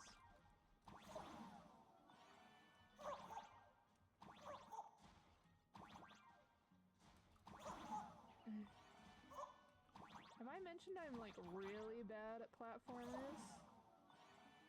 This is literally just a timing thing. I am so bad at it. Okay.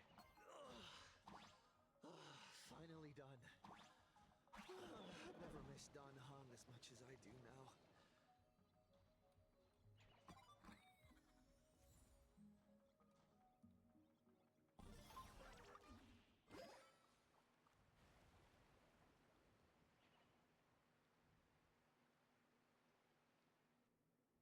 Welcome, dear visitors and spectators!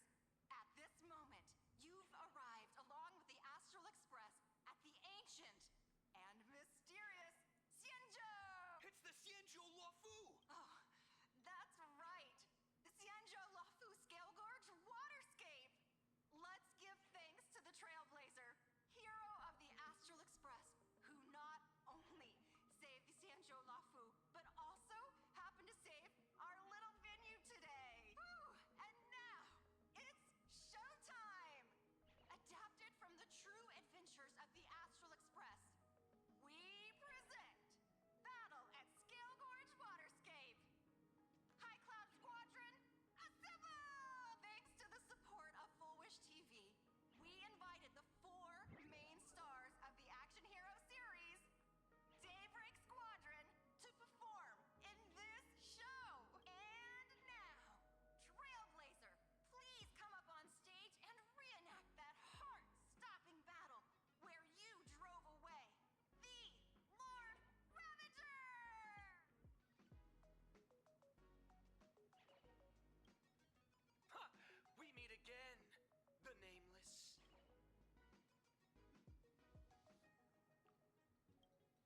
I don't think that's necessary. Aren't we supposed to be the heroes of the Xianzhou? Why do the Xianzhou's heroes need to rely on others to save their land? Same as us. Shouldn't the heroes of this world be able to protect our own people? Can't we be the ones to bring happy smiles to their faces?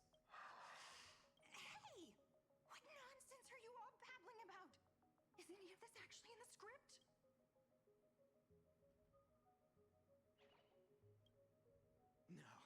quite the opposite. Star Rail Fest is the perfect opportunity. As Supplicant stepping into the Phantom Moon Games, the Daybreak Squadron challenges you. You wouldn't back down now, would you? Supplicant of the Astral Express? Do you have a mask to prove you're a supplicant? What?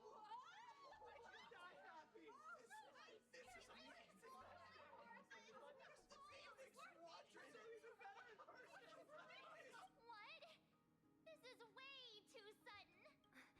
These people, something's not right about them. I feel like they're way too hyped up. Even characters in action comics don't talk like this. Yeah. In comics, a challenge like this is always a cover for some massive conspiracy. I've gotta fight alongside him. March, you need to have faith in his abilities. Rather than rushing into battle, what you should be doing now is getting in touch with your companions. This is Star Rail Fest. Even if you defeat me, you'll never gain everyone's approval. Boss, do we really have to do this? Gray, we've been putting on a show for long enough. Wasn't becoming a real hero what you've always wanted? We'll tear the legend of this outsider to shreds right here under the spotlight. Then everyone will see who the real heroes are. The ones who can truly protect their smiles. I accept your challenge, but do we really have to fight here? This is exactly the stage we've been waiting for. Let's do this! The Phantom Moon Games are a ceremony to find those closest to elation. We'll show everyone the heroism of the Daybreak Warriors. I can't let them down. Leave it to me! Bloom. The dead return! As you've written! Tormented farewell. I will watch over you and guide you on your path. A future will come. Bodies have been transformed, so we'll be just fine. They probably. Oh wait, no. You don't stand a chance against me. Tear the sky! Fine on, we love you. Have you calmed down now? Can we talk? Once a supplicant's challenge begins, it won't stop until one side falls. Don't get it wrong. This is just a prelude to the real showdown, witnessed by the Phantom Moon!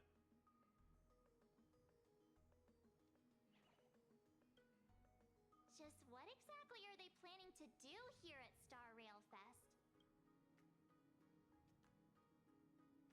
Is this the supplicant lurking beneath the surface that Pearl theorized about? But which of the 4 Daybreak Warriors is the supplicant? Well, judging from their strength, I think it might be the red one. Or whoever's behind them. Forget it. We should go check out what's happening outside the exhibition area.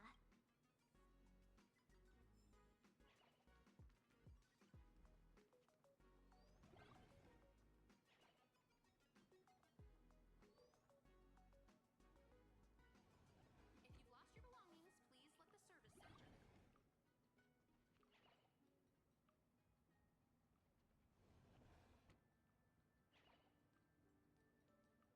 Interrupting a show for no reason. But to be honest, I wasn't dying to watch that High Cloud Squadron assembles play anyway. So, don't tell me this whole Xianzhou story is also something Blurry made up? Funny. Can't say I'm surprised at all. I wouldn't dare take credit for what I didn't do, since it was in fact General Jing Yuan and Dan Heng who teamed up to defeat Fantilia. As for the High Cloud Quintet, it's been over 700 years since those 5 made their mark. I know it may sound wild, but Xianzhou folks generally live really long lives. You've read the Fluffy comics, haven't you? Pretty sure they covered all that lore in there. Yeah, immortality. Some see it as a curse. But personally, I don't think the abundance is as terrifying as their reputation suggests. I almost forgot we're not in the Xianzhou anymore. Should be fine to talk openly about the abundance now, I guess. Yeah, that's not an issue. But the Xianzhou's attitude towards the abundance isn't totally baseless. We've clashed with the Borisin, fought against the Mara struck. Just imagine if we hadn't won that battle against Vantilia back then. The universe would have ended up with an immortal, indestructible Lord Ravager. Actually, I think the abundance and elation make quite a good match. After all, only with infinite life can one pursue infinite joy. In my opinion, those who are alive have the right to choose death. But they also have the right to choose to live on. After all, there's always something out there that makes tomorrow worth waking up to. Wow. Getting all philosophical on me now. When this kid gets serious like that, I swear you can practically see the wrinkles forming. Since we're talking about waking up, shouldn't we head over to the Penacony exhibition area next? Huh. You want to keep exploring? We need to be a bit more careful now, don't you think? I mean, the Daybreak Squadron already came gunning for us. Who knows if there are other supplicants lurking around, just waiting to make their move. Oh, come on, March. Don't be such a worrywart. Didn't our little raccoon take out those guys in no time at all? Such reassuring words. Little raccoon, I've actually been a huge fan of yours all along. All right.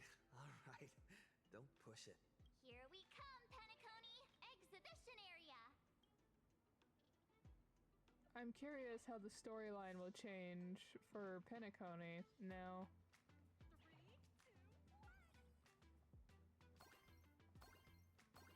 Since all the storylines have been pretty warped in each area. Himeko, you're here! Are you two all right? Welt told me to watch the live stream, and I saw the Daybreak Squadron challenging him. You did well. I bet their intention was to stir up their supporters' wish power through the challenge. If you'd hurt them recklessly, it might have pushed many supporters straight into their arms. Oh, and you are? Oh, nice to see you again. Express Navigator, Miss Himeko. Pardon my poor memory, but have we met before? Of course. I've seen you in the news more than once. It's such an honor to meet you. Evanesia seems tied to the Phantom Moon games, and she said that her powers came from Graphia. If Himeko looks anything like Graphia, which she probably is going to, that might be what Evanesia is referring to, or if she's old enough that she's been through multiple Phantom Moon games, and since the last one only happened like 19 years ago or so, if she's related to the game somehow, then she could have met Himeko during the last set of games. This is Evanesia. I think she's a student from Graphia Academy. We ran into her at this expo, and she's a huge fan of both the Fluffy and the Express. Huh? So that girl you saw in the Phantom Moon courtyard, it was her? Wait a second. She made you a mask? So, you're telling me Nessia isn't just a normal girl? No. Who exactly is she? Who exactly are you? Me? I'm no different from you. Just a spectator of the Phantom Moon games. Though I suppose my position is a bit special. I had so much fun tagging along with you two. Who would have thought that the Fluffy had such an interesting backstory? I think it's time to say goodbye for now. Are you leaving, Miss Evanesia? Now that my identity has been exposed, Cinderella's magic is about to wear off. And since this little adventure started on a whim, might as well end it on one too, little raccoon. You can feel it, can't you? All that attention, all that joy from the exhibition. As you fulfill people's wishes, that power has been flowing straight into your mask. It might spark something beautiful, or plant the seeds of something sinister. Whatever you choose, I just hope you won't become a boring character. I'm rambling again, aren't I? Well then, before I go, let me break this awkward moment with a riddle. Do you know why flowers are so beautiful?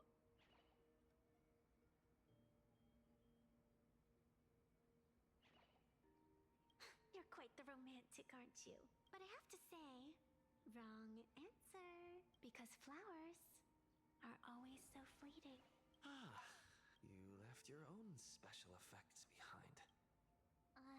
She's gone. Unexpected people and unexpected things always make an appearance in the Phantasm Moon games.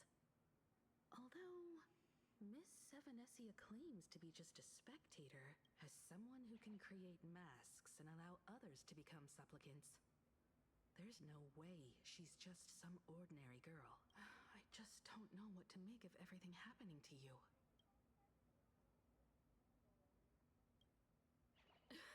Sorry, I'm just being overprotective. All right, time for us to head out. Also, I love that she had like an actual backdrop that like faded into the air once her cutscene was over. Where to? Let's continue forward to the next stop. The Penacony exhibition area. I have a feeling that the Daybreak Squadron's challenge isn't over yet. As the stars of this exhibition, if you left just to avoid conflict, all the spectators might think you chickened out and fled. Darn it! This whole Daybreak Squadron business has got me on edge. Somehow I can't shake the feeling we're being watched. Here's some good news. At least we aren't completely without help. Pearl's people are on their way to the Penacony exhibition area to join up with us.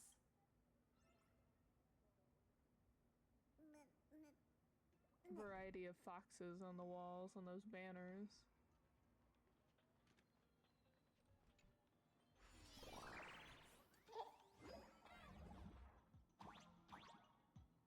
Welcome aboard, passengers! The Fluffy Shuttle Express is about to depart! Next stop, Penacony Exhibition Area! Can I? Okay, I wondered if I could be on either.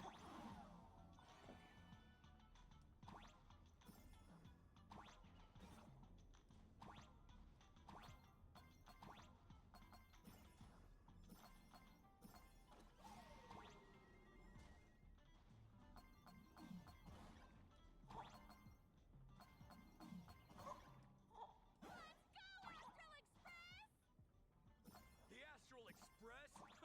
Just another IPC lapdog. For Plain Arcadia! Let's go, Daybreak Squadron!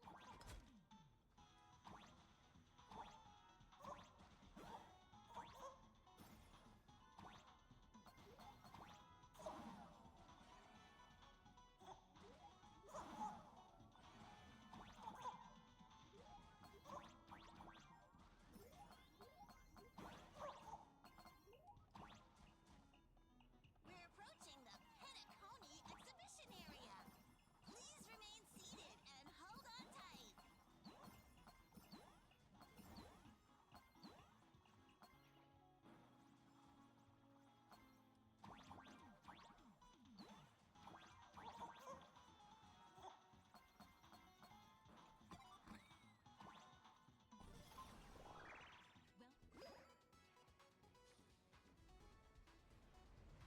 Oh, hi, Sunday. Oh, would I get run over by the Express if I lay down on the tracks? I am concerned. Yup, and you'd get blasted straight into a comic book. Who knows? Maybe you'll be reborn as some superhero or something? Alright, let's not turn the Astral Express into Truck-kun. This isn't an isekai story. Otherwise, I'd be first one in line. That's what I call true happiness! Maybe not in the Honkai Star Rail universe, though, because literally the Express is the only one that has plot armor. Anywhere else you go, 50-50 chance that you're being nuked on sight. It's hard to believe they recreated the scene where the Express crashes into the Great Septimus. All the previous exhibitions were so hilarious, but they really nailed the Great Septimus part.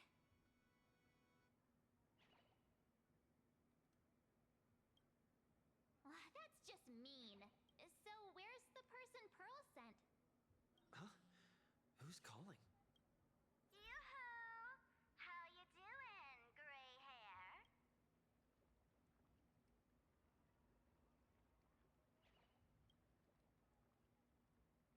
I heard about your big fight with the superheroes, and since I actually respect you as a rival, I thought I'd give you a heads up. You might think you scored a massive win in the Phantasmoon games, but most people probably don't see it that way. Anyway, the news is on right now. Why don't you go check it out? Is it time for them to do what I've been saying they're going to be doing for the last 2 episodes? Just moments ago, an extremely violent incident broke out at the ongoing Star Rail Fest exhibition venue. The Astral Express supplicant Trailblazer brazenly launched a brutal attack on the beloved local heroes, the Daybreak Squadron. The scene descended into total chaos. Oh my! This is terrifying! Didn't this nameless just defeat Sparksy and save Graphia Academy? Was that victory still not enough? Could he, like the defeated Sparksy, now be a threat to everyone's safety? How chilling! In the video footage from the scene, the Trailblazer claimed his act was to demonstrate the so-called trailblazing spirit of the Astral Express to this world. You don't stand a chance against me. Is this what he calls the Trailblaze? Using brute force and violence to strike down the guardians of this Arcadia and trample over our own heroes? I'm surprised they would be able to twist it this much, because I'm sure there are like 50 billion people live streaming this whole thing. And also, didn't Himiko show up just because she said that they said to turn on the news and watch what's happening? So like, obviously Pearl is also showing what's happening, so wouldn't the record already be set straight? I'm confused, honestly. Was it a sudden violent outburst? Or was this the moment his true heartless nature finally came to light? Full Wish TV will continue to follow this shocking incident. Stay tuned and don't go away. As a reminder, Full Wish is the ones behind the Smile Society, and they're the ones that implant what I probably assume are seeds of the abundance in people's eyes that take away their fear and pain responses, which is called conversion, which everyone except for Cinder has gone through on the Superhero Squad. It's all over the internet now. Some say you're a violent maniac. Others think you're behind the bloodbath in Deathbrook, that you're the second herald of death. Oopsie. How are you feeling right about now, Eh.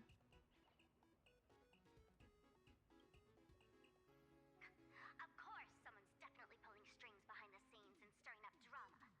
As a top streamer in this field, Sparksicle can spot these tricks from a mile away. All right. Didn't you also do a TV news interview? Yoo-hoo! You bet! Here, let me send you the interview video. I won't go any further, but since you managed to defeat Miss Sparkle... No, I mean Miss Sparksy. I don't want to see you embarrass yourself in front of those clowns. Good luck. See you around. Hi! Trailblazer. Sorry to bother you. We're with Full Wish TV. It's our lucky day running into you here. Do you have a moment? Oh my gosh, I tried so hard to pick the most PR responses. I knew this was coming. I called this last episode. Keep it brief. I've got plans later. First question. Seeing as Plain Arcadia was the starting point of the Express's new voyage, how would you describe your impressions of this place? Plain Arcadia. Everyone's chasing the latest trends, looking for fun. Interesting! Throughout the history of the Phantasmoon games, it's been extremely rare to have such a renowned cosmic figure as yourself participating. As the Astral Express's supplicant, what kind of changes do you hope to bring to this world in these games? Show everyone the strength of the Trailblaze to change this world. That's an impressive answer. Speaking of which, after joining the games, you immediately went to defeat Miss Sparksy, who represented the Masked Fools. What are your thoughts on potentially facing native supplicants in the future? The other native supplicants, way too dangerous. I'd rather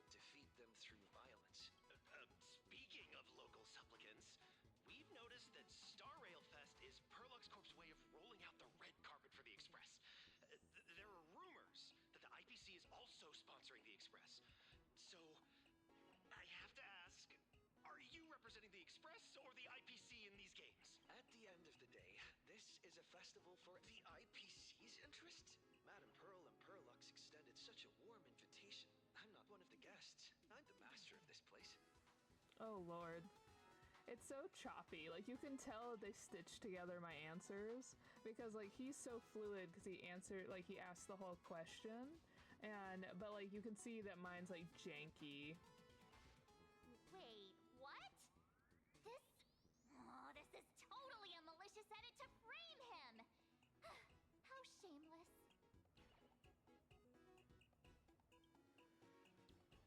Over these 15 years, the nature of competition in the Phantasmoon games has evolved. The Daybreak Squadron's taunts were just smoke and mirrors. The real game is being played in the shadows, where our opponents have mastered the art of weaponizing public opinion.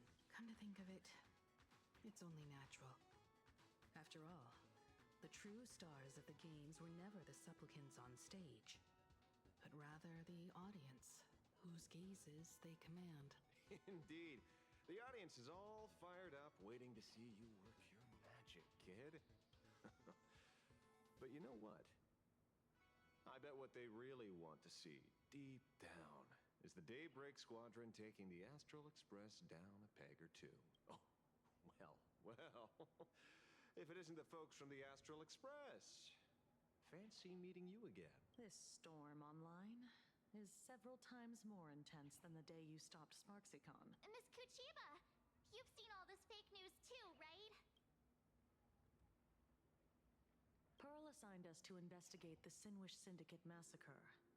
But every suspicious thread we followed led us from the Research Society of Happy Smiles straight to the Daybreak Squadron. And then there's the one pulling the strings behind the scenes.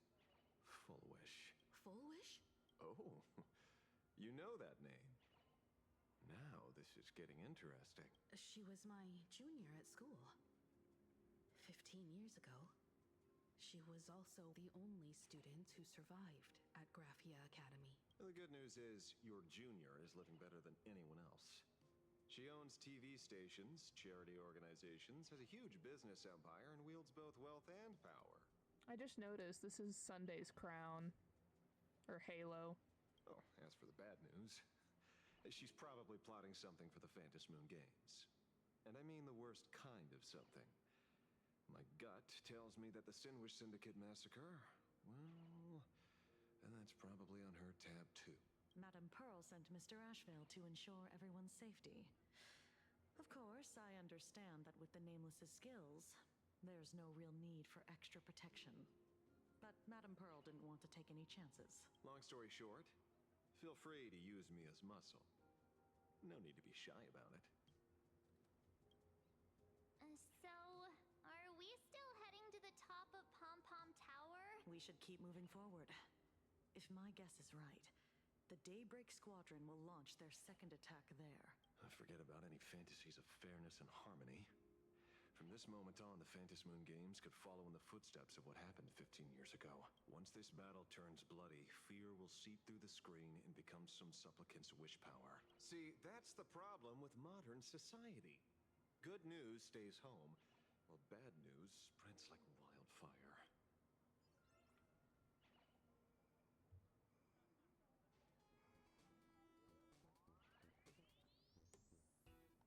Ooh, I know about this exhibition area, thanks to the comic Miss March gave me. Wouldn't have pegged you for a comic book reader. I flipped through it on my way to pay respects to Costide. Even though that volume's story was pretty random and all over the place, it was quite interesting. A group of furry animals took over the Soul Glad soda factory to wake up the other animals in Penacony, using Soul Glad as fuel for the Express. And talk about forced product placement. Time to get to work, Detective. To move forward, we'll need to fuel up the Shuttle Express first. Am I the only one that sees the Dahlia over there? We need to fuel up the Express. I'm over here just like, But the Dahlia. Is there anyone else hanging out that I just was missing?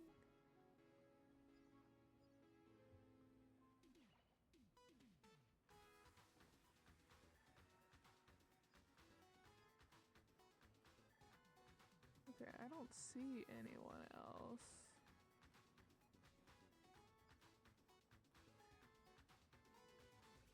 Excuse me. It's me. Did I scare you with how I popped up without a sound? Your answer is always so delightful, and you're as sweet as sugary preserves, dear child. You see, Penacony itself is already a dreamscape, yet the people here have built an extravagantly ornate dream based on the dream you experience. Sometimes I envy you, so many people are cheering for your story. You're always there with the dawn rising over the silver rails of the trailblaze, not stuck with memories that'll just rot away to nothing.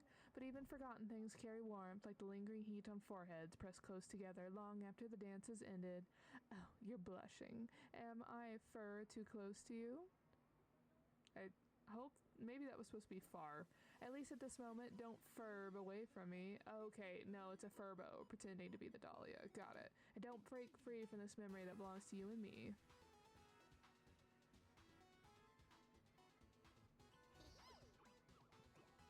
Dolly fur. What? You saw through me? I've read Fluffy Across the Blue Dream of Gnawing Oak 100 times and memorized all those lines for my opening. That's the case. Emote yourself in my dance.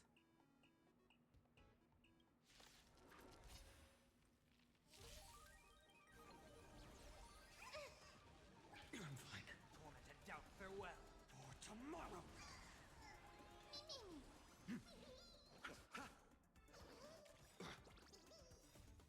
We can do anything. A new ending. Serenity is before me. I will watch over you and guide you on your path. The future will come.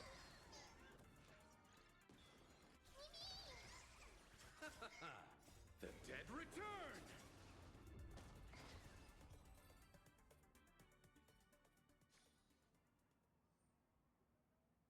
The moment when it all dies, it's so beautiful. Ah, and the one about to die now is me, the Dolly fur.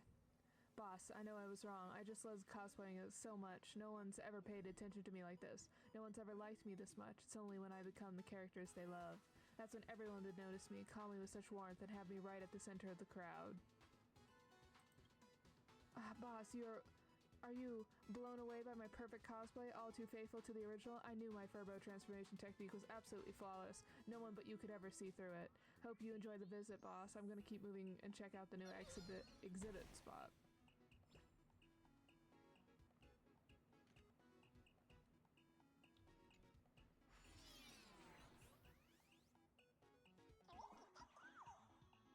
Come on, let's fuel up the express.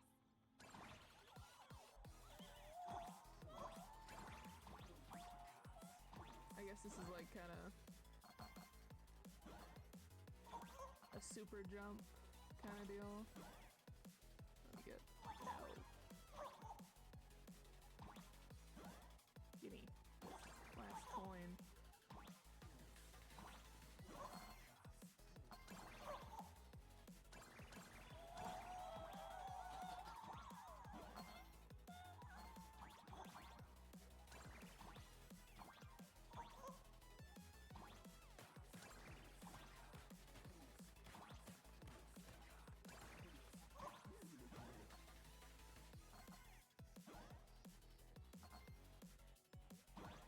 Woo!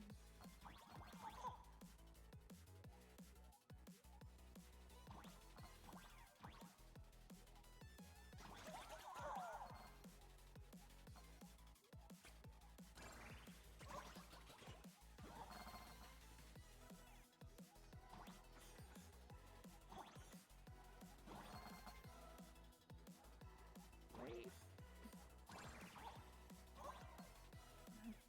Got it.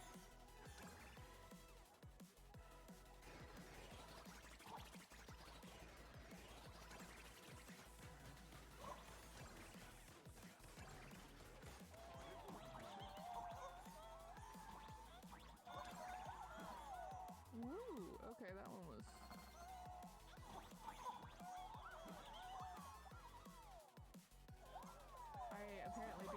the timing for this one. Oh lord.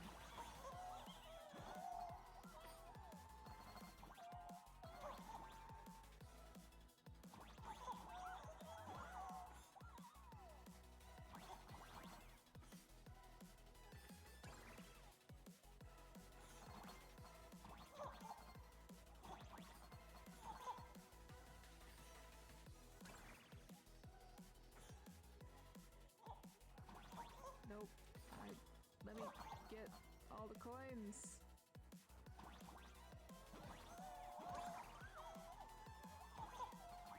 There we go.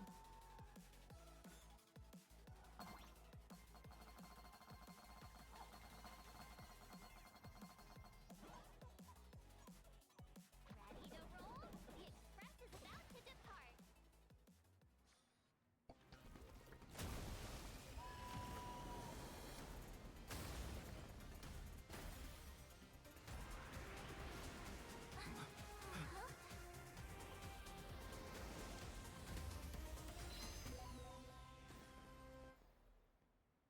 Oh, it's a loading screen. That was fun. The express people are here. Quick, stay back! It'd be terrible if you got caught in the crossfire. Uh-huh. Defeat the Great Septimus again during jump time on the Lookout Cloud. Reenact the parting of the waters in the Xianzhou exhibition area during the Star Rail Fest.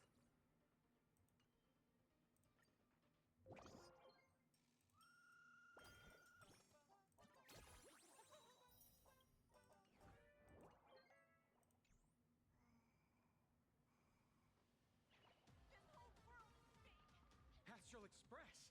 We've been waiting for you for quite a while. Okay. Do I care?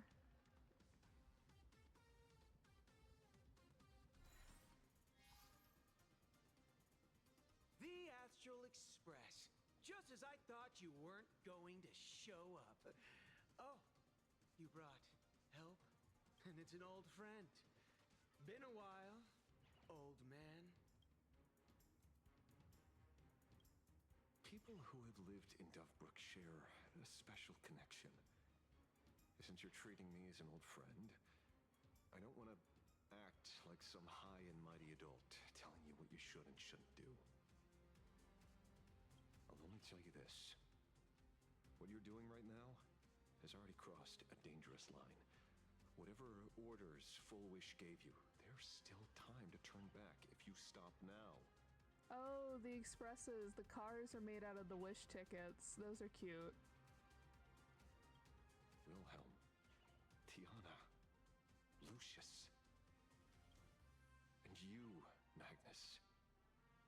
After my heartfelt warning, do you still insist on taking Full Wish's side? They're my partners. Listen up, old man. Supplicant's challenges during the Phantasmoon Games have no restrictions. That means you have no right to stop us. Like the Herald of Death. Oh, we're not the Herald of Death. And we're definitely not here for bloodshed this time. We will prove to the people that we are true heroes who can protect their happiness! The Astral Express. These visitors from beyond the sky claim they saved the cosmos from a Lord Ravager. But who knows what the truth really is? I mean, I don't feel like we're the ones going around proclaiming that. This so-called saving the cosmos might just be another scheme of the IPC. Just like us back then. Putting on a show on TV, desperately trying to comfort the kids in front of the screen. Tell those children. Tell my past self that when the Herald of Death comes, there will be heroes who put themselves between everyone else and a threat. Captain. The irony is he can't see himself becoming the threat.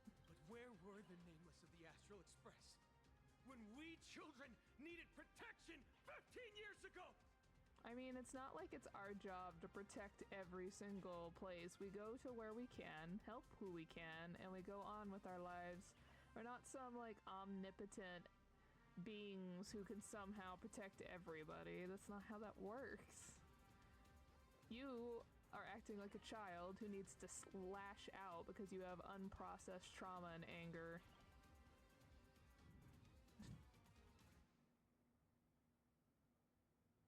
Gray, don't be fooled by these flashy, cosmic heroes.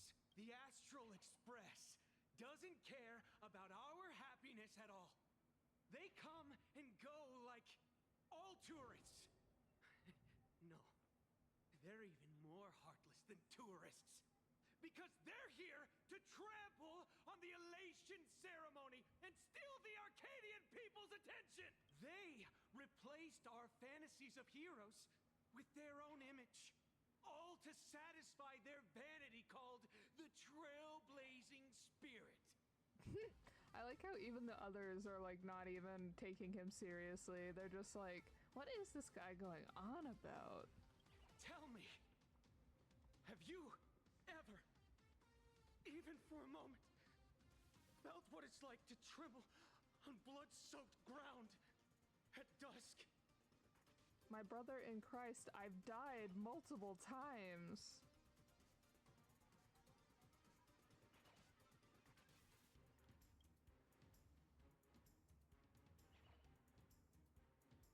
It's not the Astral Express you hate. You're just hating yourself. That powerless child who couldn't protect everyone. But I want to tell you, being powerless was never your fault. The Astral Express is the GOAT! The Astral Express is #1 in the universe! Quit yapping! Tear them to shreds! Beat them to a pulp! I want a bloodbath! Daybreak Squadron! Beat these alien punks to the ground! Shut up! All of you, shut up! As a kid, it wasn't my fault that I was powerless.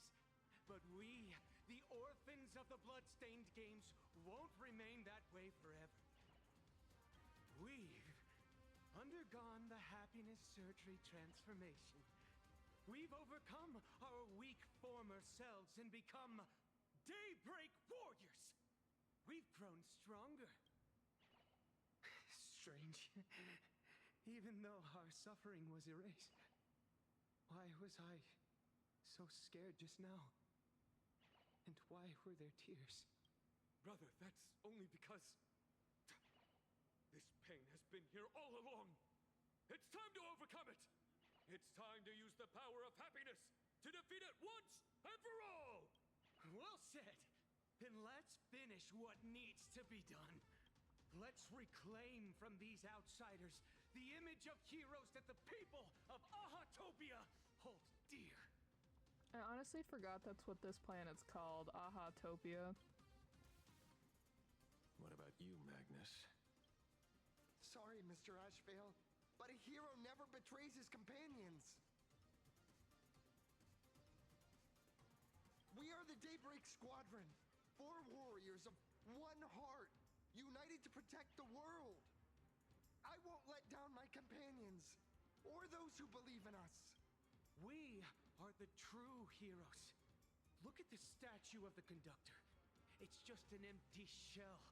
Even Perlux Corp, with countless resources at their disposal, can't breathe life into it. But we can. Let me prove it to you.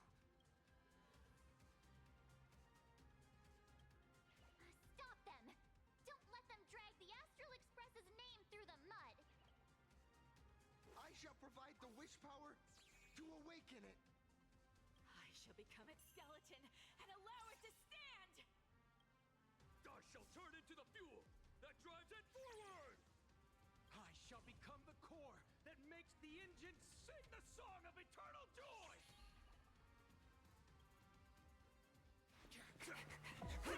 Happy! So happy! Happiness! Huh? The Express is about to warp happily! Cleanup initiated!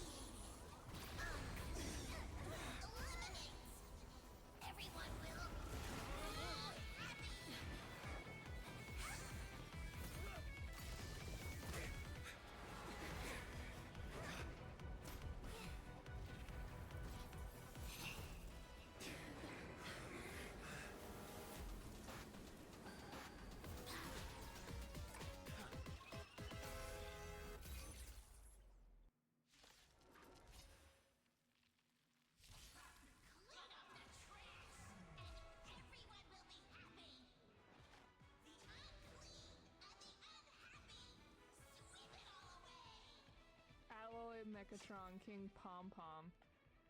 Uses high temp sterilization mode to gain several stacks of lasting anti-bac, greatly reducing damage taken by it.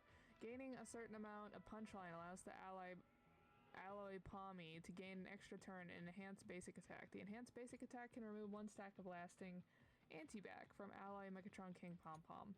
When the lasting anti-bac effects are removed, Alloy Mechatron King Pom Pom, it takes massive damage.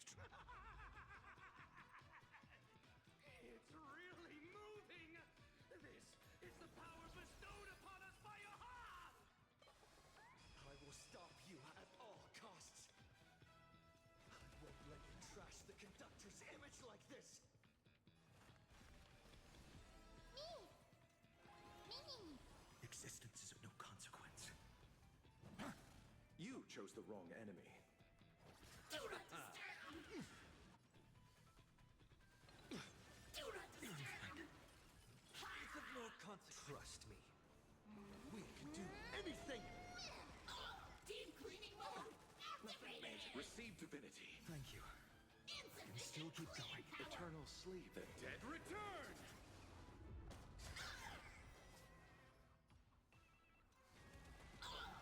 It's of no consequence. This mortal will watch over you and guide you on your path. Torment and doubt, farewell. No other choice but forward. I'll see you off. Bloom. I can't thank you enough. I'm on it. Mini! A new ending. Do not disturb! Cleaning begin! Nothing major. Mini! Sweep away pain together! You just don't learn. Trust me. We can do anything!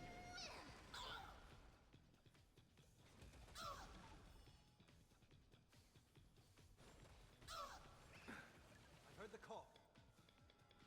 Serenity is before me. Existence is of no consequence. Fury of innumerable core flames consume me. Hail the new dawn! Did you hear that? Aha is beckoning us! We don't have to be afraid anymore!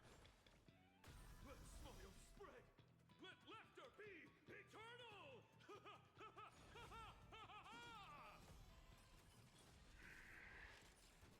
You guys are seriously nuts. The Astral Express is nothing but the IBC's lapdog. No worries. We've already dealt with one of them. Won't mind handling a few more. Oh. What did you say? So they're the ones who did the Dubbrook massacre and killed Scott. Quench the flame's blood! Deep cleaning mode activated! Must do a thorough cleaning! Remember agony! Is that all? I'll never yield to fate. Quench the flame's blood! We promise to protect the Arcadia! Filth, pain, so much! Eliminate pain! Everyone smile! Super powerful cleaning mode!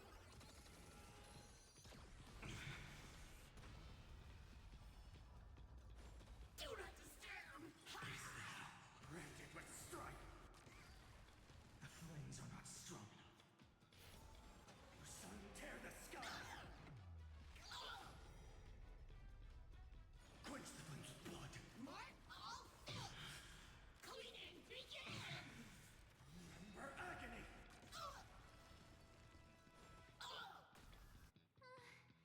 Surely that did the trick this time. Reboot! Self-repair! Must bring happiness!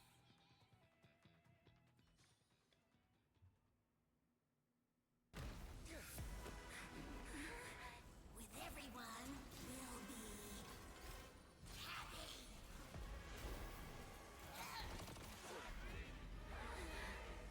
I offer my blood to consume this vendetta. I offer my heart to shoot down this injustice.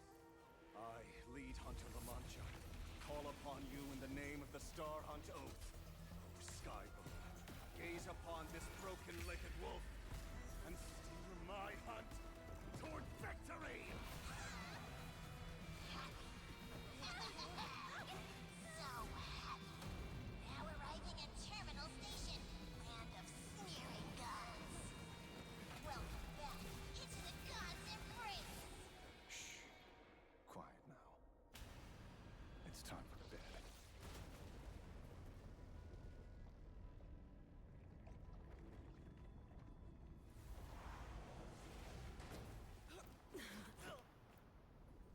We can never stick the landing.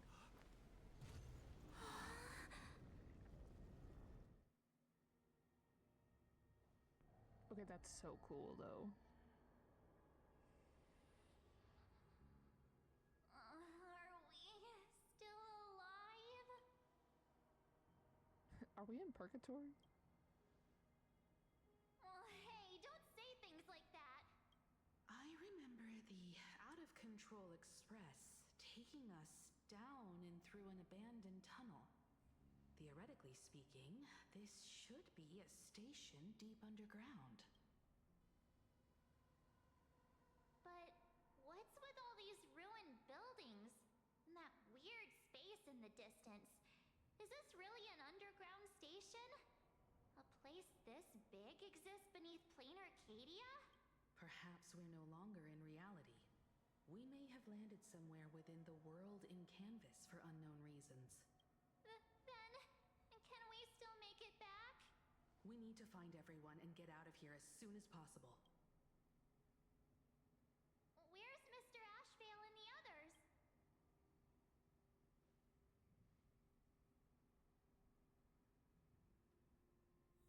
Okay, but I immediately know what is going to be our thumbnail for this video. Oh my god, he was so cool just then. Alright, alright. Is this destruction version? Cannot view detailed info. Story interesting. I wonder why. Where is he? He's getting a star just for that. We've been reborn. See?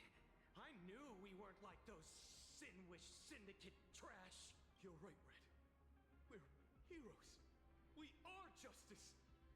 We are the undying happiness. If you are justice, then forgive me for playing the necessary evil. Everyone, please, this has to stop.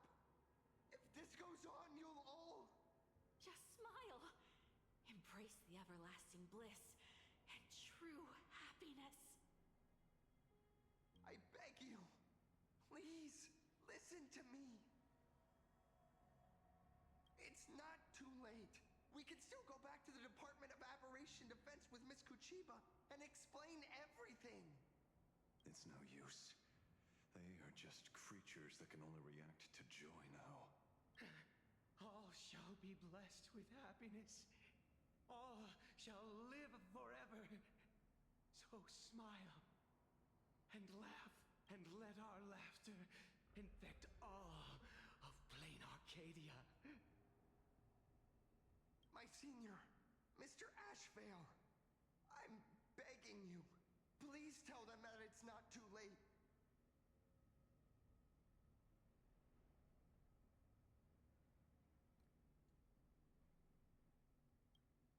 Move aside, Magnus. Please, just give me another minute. You know they're good people. It's best if you just move aside. A true hero never abandons his friends. No, Cinderborn. If I try to kill them now, will you stop me? Or will you turn a blind eye?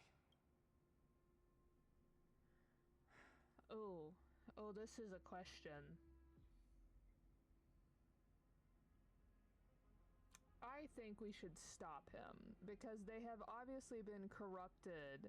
They fell into depression, got corrupted most likely by an abundant seed, and turned into an extreme version of this.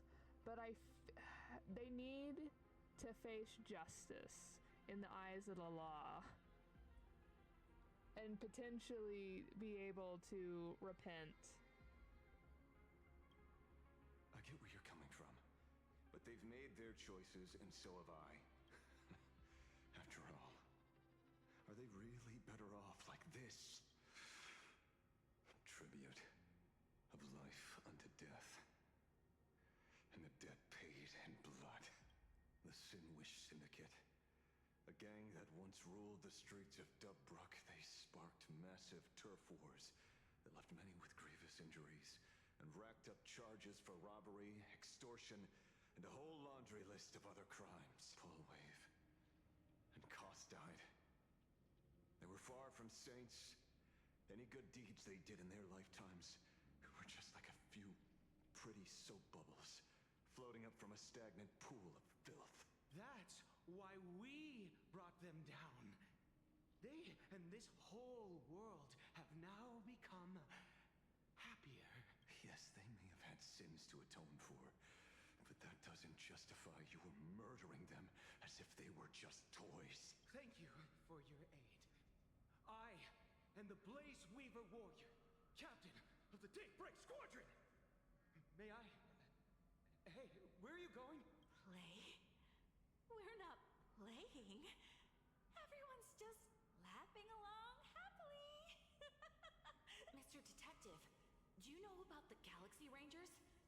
I heard they are a group of righteous heroes roaming the universe. In that sense, are we the city's rangers? Ah! Mr. Asheville! Could you do us a favor?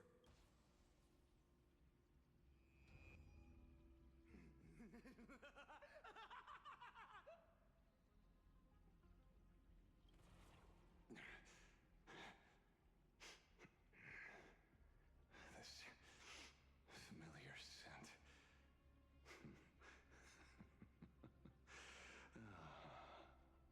I see. What have you done? Remember what happened today, Magnus. You may seek revenge anytime. I won't stop you.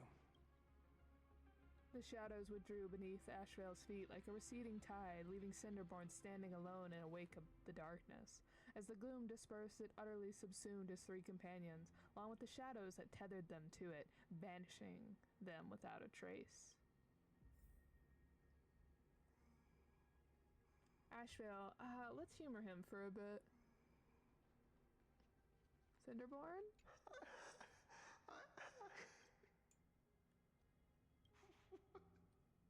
What have we done? Oh, good. And so concludes the new Herald of Death case. But without evidence or testimony, how am I going to write the closing statement for this report? No one but Ashvale will ever know, but I choose to believe him. His shadow only bears its fangs at those drenched in sin. I don't know how he came upon such power, but it did help the Department of Aberration Defense crack several hard cases.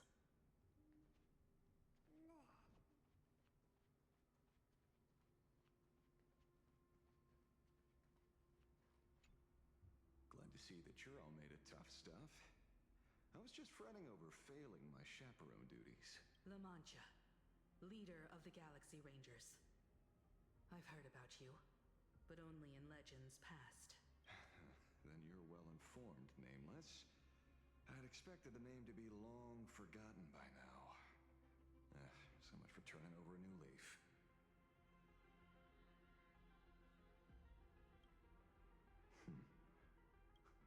You mean the esteemed Silver Gun Shura and dazzling ninja hero? Of course not.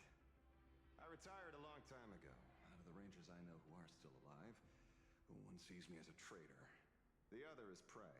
And just so we're clear, I want you all to forget the name you just heard. Right here and now, in this world called Plain Arcadia, I am just Detective Ashvale. Instead of obsessing over my identity, or pitying the three dead criminals, I advise you to work on a way out of this place first. I've long heard rumors about unsavory things hidden deep beneath the Arcadia. It's strange how the people here can sleep so soundly. The train broadcast called this place the land of sneering gods. I don't think I've ever seen this station on a map. Are we going to be trapped here forever? No worries. Don Hung will find us. He had to do this once before. Mr. Ashvale. He's well versed. Despite being at such a bizarre location, you've been oddly confident and unconcerned over your safety since the very beginning. Do you truly know nothing about this place? I'm afraid that's classified information. Besides, well, I'm simply doing what any professional private investigator would do. Trust my employer. It's time to show us the trinket Pearl gave you, kid. Oh, come on. Didn't Pearl give you a chip? We're in good hands, as long as she can track your location with that thing. A tracking device? Again? Oh? And for that to also be our name, for Kalis's name? Love that for us. It's time to meet Aha. I was waiting for this. I was waiting for this, chat.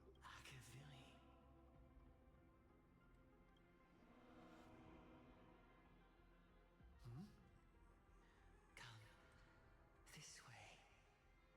Come slowly. Yes, at the end of this path. Come. I beckon you. There's only one There's person. Someone calling for me from someplace deeper. Return to her, him, and him. Follow the voice within and come before all. You, me, him, heard, them, and it.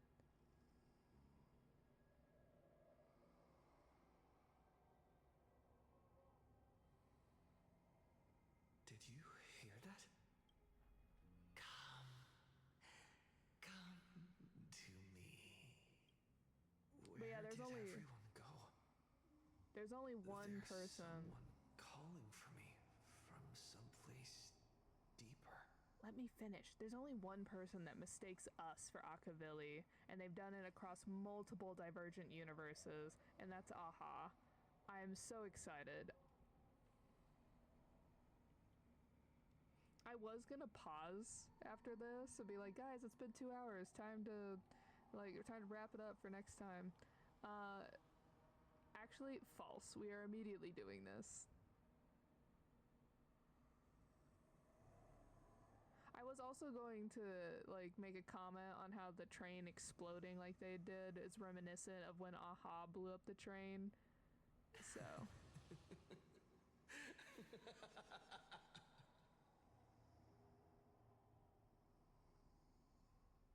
Oh, that thing is mildly terrifying and watching us. Over here. Keep going forward. That is more than a little mildly terrifying. This way. Akavili. Come. Embrace this wondrous world. Come to my side. Is this how we get the path of elation? You want to go further, deeper. Become one with me. The joy, the positive feedback, sweet synaptic flickers on the cortex. Gentle. Wonderful. What does this look like to everybody else? It's breathing, slumbering, whimpering, and grinning.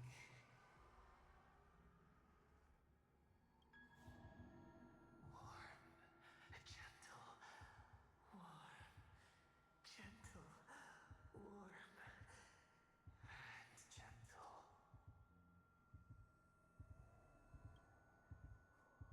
I am you, and you are me. Come, embrace this primordial joy.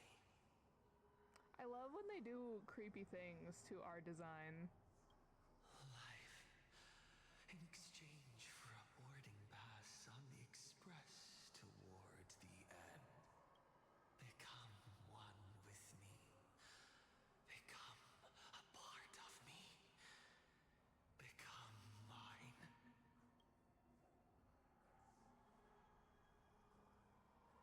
go deeper. I want to go over there.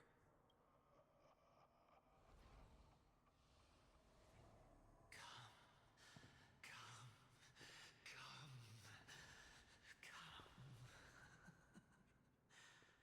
Just like that. Step forward. We don't got a choice. Ooh. That's far enough, kid. My golden principle while working on cases in this world is to keep my curiosity in check and not get involved with matters beyond the case itself. Especially things that already look considerably dangerous. However, the thing that slumbers in the deep here does look awfully familiar.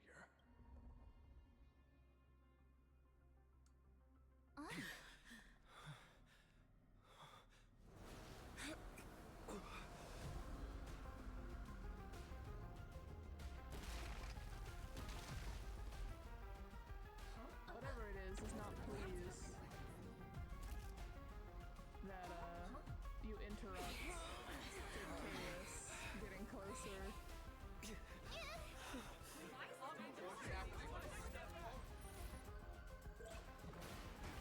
It's like the smile that we saw in the tavern, maybe?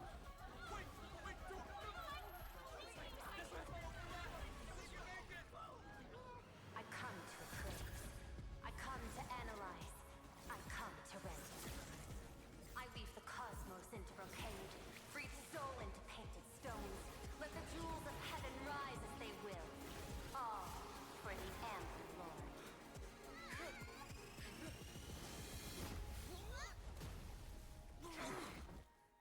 Still don't stick the landing.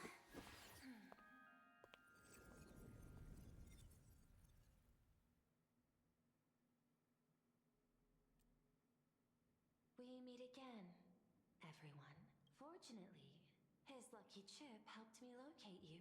Please accept my sincerest apologies for not intervening in time and putting all of you in danger.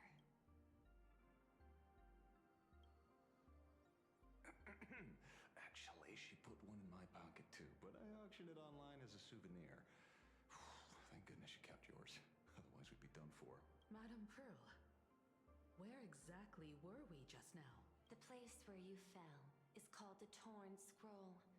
It is a space that peeled from the scroll painting during Plain Arcadia's return to reality. These splintered spaces continuously rip at both reality and the world in canvas. The Department of Aberration Defense originally thought this kind of phenomenon had stabilized, but based on observation, during your encounter with the Daybreak Squadron, there was a sudden speck of disturbances from the Torn Scroll. Unfortunately, the cause, unclear. Therefore, I had to use the power of the Cornerstone to analyze the space, then mend the fissure with Imagenesis in order to bring you out. The Department of Aberration Defense has initiated emergency protocols to reassure the public and handle the aftermath. However, I wasn't able to directly observe your situation after you'd fallen into the Torn Scroll. Would you be so kind as to share what happened there? We can close the new Herald of Death case. My shadow has devoured the guilty three and tasted their sins. They were responsible for the Sinwish Syndicate massacre. Of that, I'm certain. Yeah, but who was directing their actions? Was Full Wish the mastermind? I couldn't find any solid proof of it. But it hardly matters now that the culprits have been executed. Yeah, as if it's not gonna happen again with different people, as long as the mastermind is still running around. Worry not. Based on the intel provided by you and Miss Kuchiba, I have deduced the following. As a survivor of the tragedy of the Blood-Stained Games, Full Wish founded the Research Society of Happy Smiles, charity organization. The organization has since been providing an unapproved medical treatment named happiness surgery to its members, which neutralizes their physiological capacity to feel pain. The procedure drew many more followers as a result, and the Daybreak Squadron, members of the Smile Society, imitated the Herald of Death's modus operandi for their crimes, and challenged the Astral Express during the exhibition. From the aforementioned facts, the predicted probability of Full Wish being the mastermind is 92%. If I may, Madam Pearl. Management in Plain Arcadia should be dictated by the chain of evidence rather than extrapolated probability. I understand. I will observe the human laws and customs. In any case, we have achieved our goal through Star Rail Fest, luring the supplicant with ill intent out of hiding.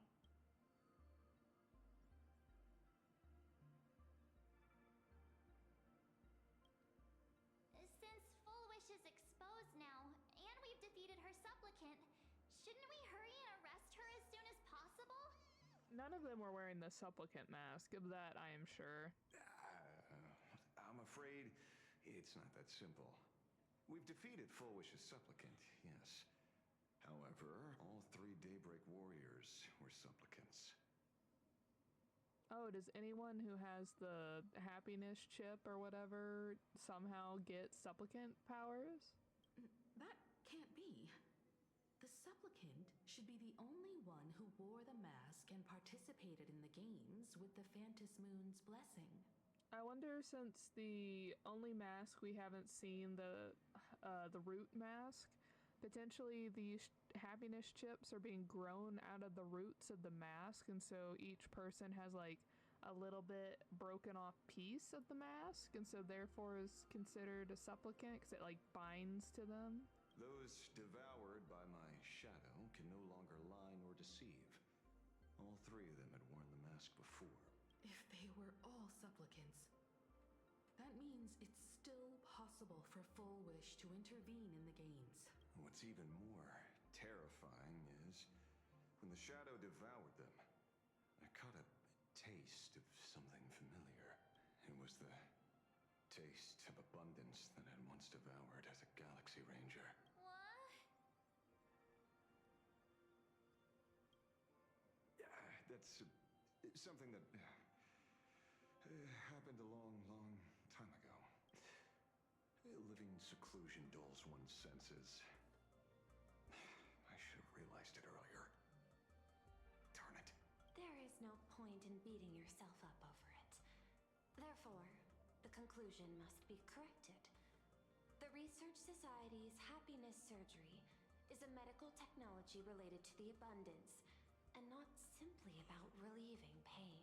Assessing the risk involved in this procedure, unable to extrapolate. General Yao Guang told us that she foresaw a great calamity upon Plain Arcadia. According to her divinations, Blade, the Stellaron hunter, could be its catalyst. So that's why she asked me for the authority to extradite Blade. Regardless, none of us had anticipated this. Plain Arcadia's calamity had already taken root, long before the arrival of the Stellaron hunter. Does she want revenge against the long-dead Herald of Death? Or is she trying to erase the memories of that tragedy? It's frivolous to speculate her motives. Unlike Intellitrons, humans may weave an intricate plan for a mad reason at any cost, yet execute it with impeccable rationality at every step. What's important is that she is stopped. Thank you for your surprise intel, Mr. Ashvale. You have just saved many more lives. Henceforth, the Department of Aberration Defense will place Full Wish and the members of the Research Society of Happy Smiles on a special watch list. Given Full Wish's control over media outlets, I recommend closer monitoring of her dissemination channels. Understood. We will also implement pre-disaster measures at the calamity level standard per the safety response protocol against aberrant threats. Full Wish is not working alone. For normal people to be able to get an abundance transformation, that implies far more sinister supporters behind the scenes. These are enemies not to be easily contended with. Therefore, as the administrator, I beseech you all, please, lend your aid and help Plain Arcadia through this crisis. This has escalated beyond mere rivalry for the Eonic game. Full Wish's conspiracy has crossed the line. This situation's 100 times more dire than the Herald of Death incident 15 years ago.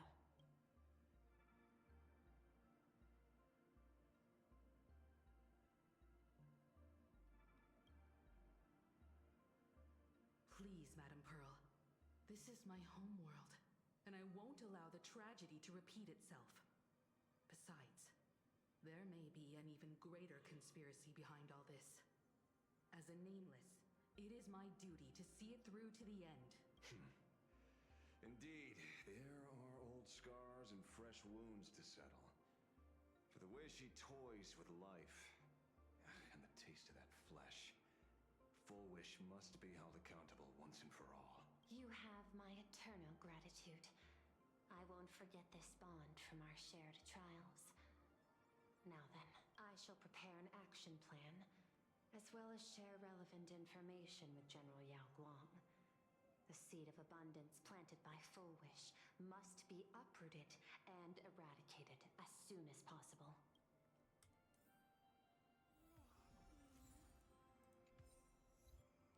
Lucky Chip.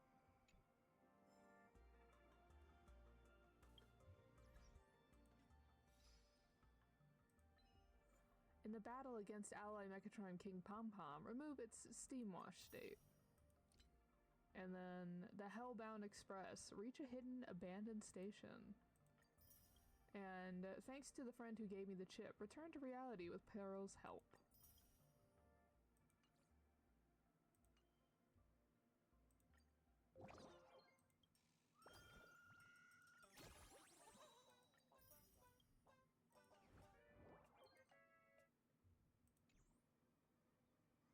Optional, ask everyone present what they think.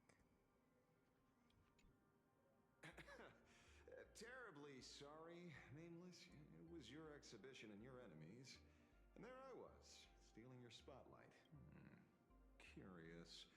I wonder how much wish power my appearance this time accumulates for the mask.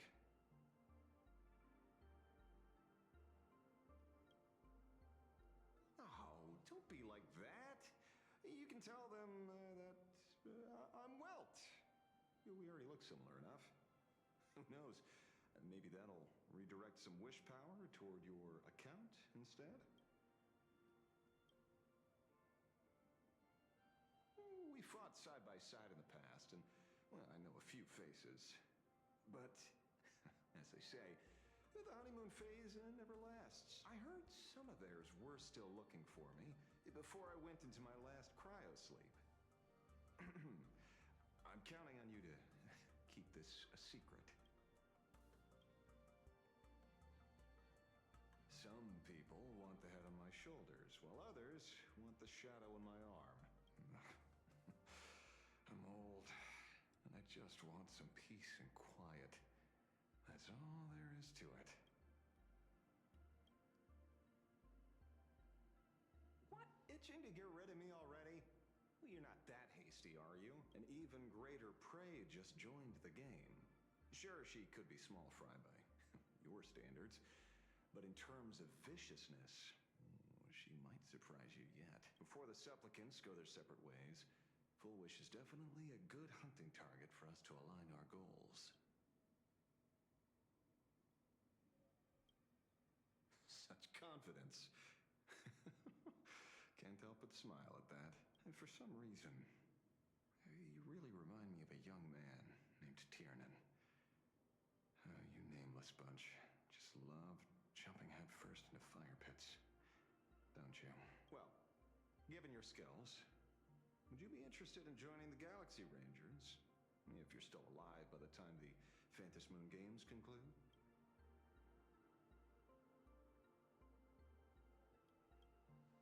Tiernan is also a senior member of the Express that I respect. I will follow in his footsteps. Forgive me for being presumptuous. Being a ranger, it holds little appeal, really. It is a path of loss, suffering, and vengeance. In that case, I will take back my words. Young Nameless, may you never have to tread the path of a ranger. It's like, I thought you were tired. Foolish's partner. Perhaps someone far more dangerous has already set their sights on this round of the Phantasmoon Games. Oh no. They are definitely up to no good. It's the Lord Ravager that we were introduced to that was anti-elation is the one that's in like the business suit with the D20 for a head. So it's true. The captain and the rest really did kill all those people from the Sinwish Syndicate. And this Fullwish is also plotting something terrible. This is absurd. It's been 15 years since my life turned into a montage of nightmarish amalgams. And it's still going.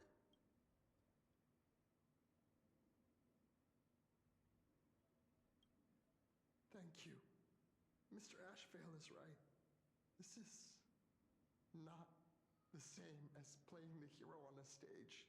In the end, I'm just an actor. Oh no. Cinderborn, no, that's not how you should take that. Oh, leaving now. We're counting on you, hero of the Express. Because it's just another Phantasmoon Games for me. Check the records in the Ministry, and you'll see. Save the mythological times. They always end up in a huge mess, without fail. Maybe that's precisely why AHA designed it this way, so they can watch humanity stumble over arbitrary obstacles we impose on ourselves and others. Otherwise, they'd probably die from the boredom of an orderly universe. Maybe interrogate him for a few days. Get a strong light, render him unable to eat or sleep well, and he will probably spill everything he knows about the Smile Society. And once we've picked his brain, we'll let him go. It's almost time. I should get back to work too. We're going to mildly torture him, and once he gives us all the information we need, he can go about his normal life and descend into madness and depression on his own terms and time. Is there something else I can help you with?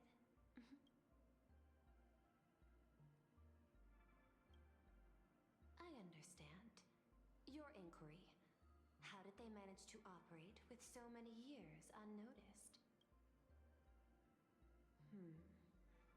I had put them on a temporary watch list before, due to significant decreases in crime rates in certain regions. But now, we finally know how they achieved such a miracle. Personally speaking, I cannot fault the citizens who joined the society, nor do I wish to fixate on the accountability of those who governed at the time. After all, for the corporation, the Smile Society is a tool for maintaining stability, and the members are simply following the human instinct to avoid suffering. You've been to Penacony. You should know. There, the family's members lull guests to sleep with power of the harmony and soothe their pain. From a human ethics point of view, it is well within people's rights to avert pain in moderation. Humans cannot turn off their innate negative feedback like Intellitrons do.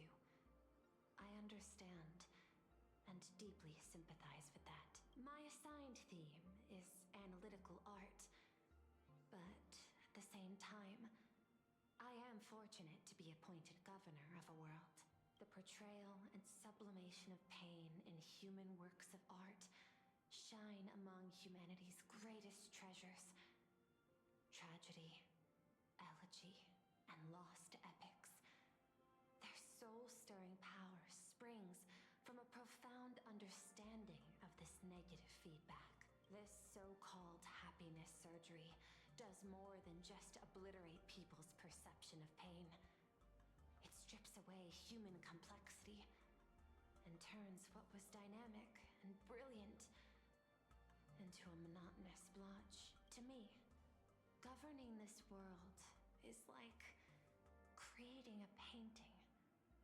My vision is to maintain the diversity of life forms and preserve their potential for growth and change. The Research Society has disrespected my work. Thus, my duty and theme have become one and the same. I will do all that I can to cleanse the misguided strokes of the Research Society from this land. Thank you again for lending your aid, Nameless. I will begin extrapolation of our next steps now.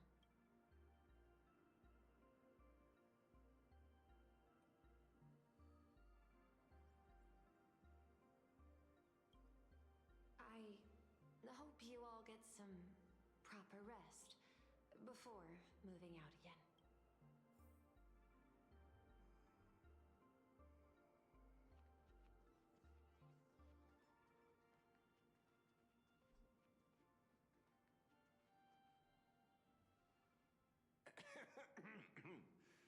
You know, I'm not here to be an ornament. Assessment. You have something to ask me, Mr. Ashvale. Well, lately, I've been on an extremely lucky streak. Be it Full Wish or Magnus, where the leads practically gained sentience and came to me one by one. Luck is also an important part of one's toolkit. Wouldn't you agree? I'm beginning to think you're the one behind it all. You tasked me to investigate the Society and protect the Astral Express, which all led to me unleashing my shadow on those people. Just so you can confirm your hypothesis. You had everything planned out since the beginning, hadn't you? If I answer yes, would it wound your ego? Perhaps. Yes. I paved the way for your investigation, leading you straight to the suspects. Through you, I confirmed my suspicions about the Research Society. However, the question of abundance transformation remains a thorny issue for me. Fortunately, there's a ranger who specializes in confronting such abominations, having lived in long seclusion within Planarcadia. But you know, the shadow sealed inside my arm can be very dangerous. I just realized that that could be a, what are they called? Chumbayo? Chuni thing? Like, the dark shadow sealed in my arm, the evil dragon, devour the world if I... Oh my god, it's literally a Chumbio reference. Oh my god. 8th grader syndrome. Simply removing the nail can cause it to stir and resonate with the fragment and fissure. Had I not kept it under control at that time, the fight would have ended with all of us buried in that bottomless abyss. Is that part of your plans too, Pearl? Humans fear the worst, but to the Intellitrons, such fears are merely irrational deterrents. Wasn't the mask of elation I gave you enough to pin down the shadow? That gift you found through the guidance of the Express Navigator, Star Seer, I see, that very shadow that devoured the Swarm and Lord Ravager Zulo 10 amber eras ago. That very shadow that devoured Shuhu, the emanator of abundance, hundreds of years ago. You won the bet. You sure know a lot about this. Please, allow me to correct you. My ethical parameters prohibit engagement in probabilistic gambits.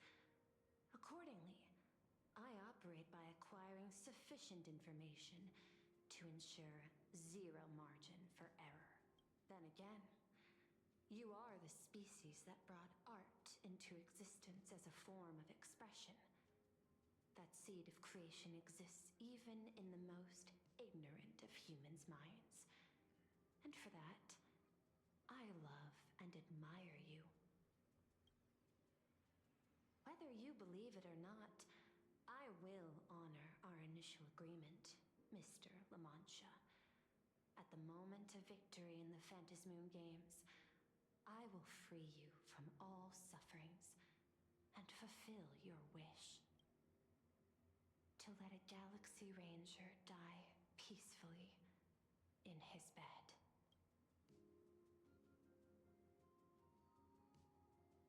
In that case, I will continue to fight for you, my lady.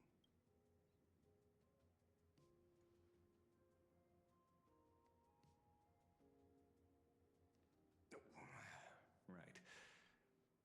You mentioned several times wanting to replicate the works of Graphia.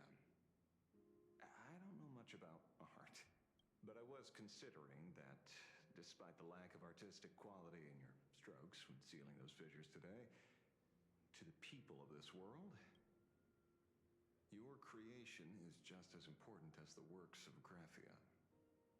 Not a single innocent soul was lost on this day because of your protection. Looking back to the ancestral painter of the Cinderth Age, do you truly think she cared about the artistic value of each stroke when she created world and canvas?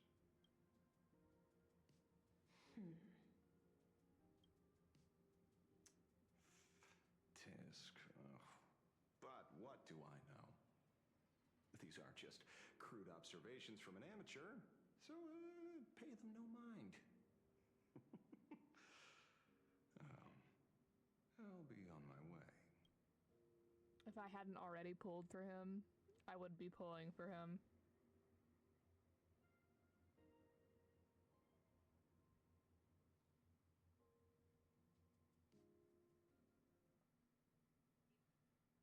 Moments later, in some corner of the city. We meet again, Ashen Detective. It's hard to believe that I came back for you, especially after learning that you wanted to sell me out to Pearl. I gotta thank nature's gift. The 6.1 billion credits reward has appeared again. Fortunately, I bypassed you and struck a deal with that Intellitron instead. Regrettably, my current bounty stands at 0. Do you always turn your customers over to the police? How impressively short-sighted. No wonder your clientele is so small. Speaking of short-sightedness, no one rivals the Stellaron Hunters, aka Destiny's slaves, isn't it? You are all fated to march toward the finality and nothing can stop you. On the contrary, there are many paths for us, as long as that person can see. In other words, he can't see the trajectory of your destiny in this world during this mission? Take a guess. I've heard about what befell Euphorius. The war among the eons is now inevitable. Whether it's the IPC or the Express, they are fighting for an uncertain future. And in the world where the elation is the center of attention, there will eventually be more than one eon interfering. Even a Destiny slave would not be able to see the path ahead. Keep guessing. We're getting pretty close. Enough of your games. I'd say it's not too late to rename the planet Adlevin. It's still too early to despair, old man. I came prepared, but I could use a helping hand. 30 million credits. Pay or die. Come on, give your friend a discount, will ya? Say 0 credits? I ain't your friend. I meant him. It's been a while, Yingxing. It's been too long, Mr. La Mancha. Oh my.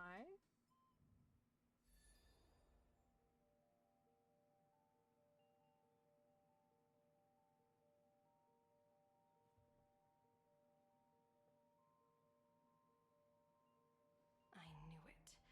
There must be an explanation for the unusual fate of this world. Though I lost sight of the sparrow, I discovered a mysterious tree. I finally found the heart of the Moon Games, thanks to this little birdie. Mr. Sunday, do you sense me? There's no reaction from the bird. What's wrong with it? Hello? Is anyone there? Can I get somebody here? No one's here. No one. That's a lie. I saw a pretty girl hiding right here through the bird's eyes. Who are you? That's none of your business. None of your business. If that's how it's going to be, then I'm done playing nice here. If my eyes weren't playing tricks on me, the ancient tree here must be the ambrosial arbor of abundance, yes? Little girl, are you going to keep playing hide and seek, or will you come out and have a proper conversation with me?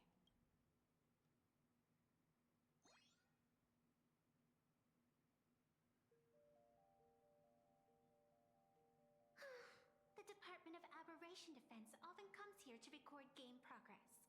And now my movements have been exposed to complete outsiders. I suppose it's time to leave. You sound unpleasant to talk to. But since you have eyes keen enough to tell what I am at a glance, I'll have a short chat with you. Oh, is she the tree?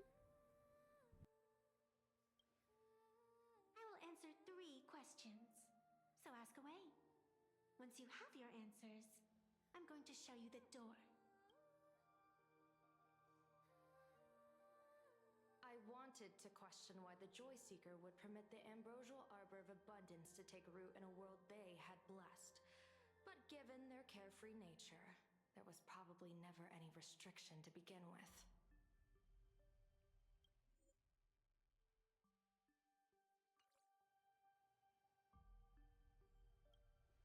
On my second question, are you a Fey-kind native to Ahatopia, or are you one of the long-life species shaped by the ambrosial arbor? Why not both? Aren't you good at divination? Can you help me take a look whether the slip on my head says wheel or woe?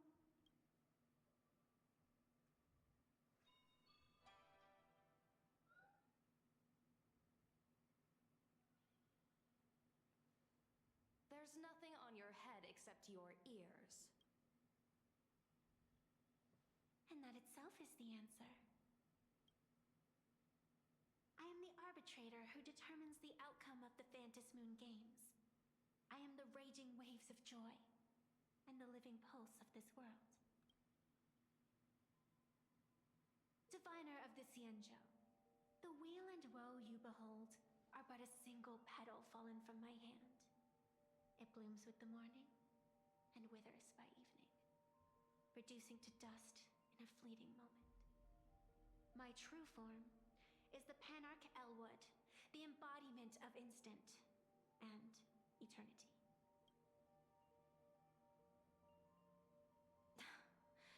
Interesting. Took you quite some time to come up with those words, huh?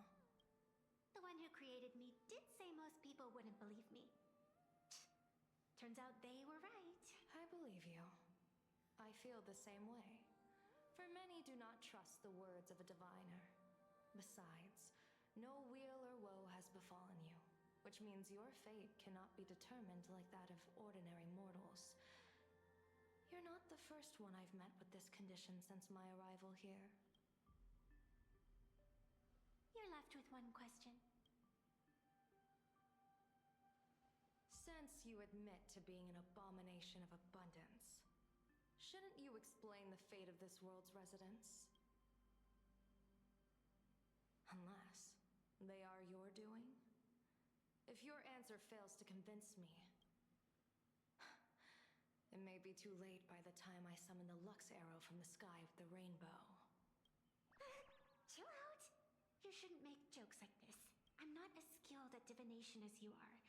When you suddenly speak of the Great Wheel or Woe and interrogate me, I get confused too. After all, isn't every rule and every variable of the Phantasmoon games dictated by the impulse of some god? As for the brewing storm, let's settle down and discuss. Whether the turmoil, once again, is the results of the laughter's mischief.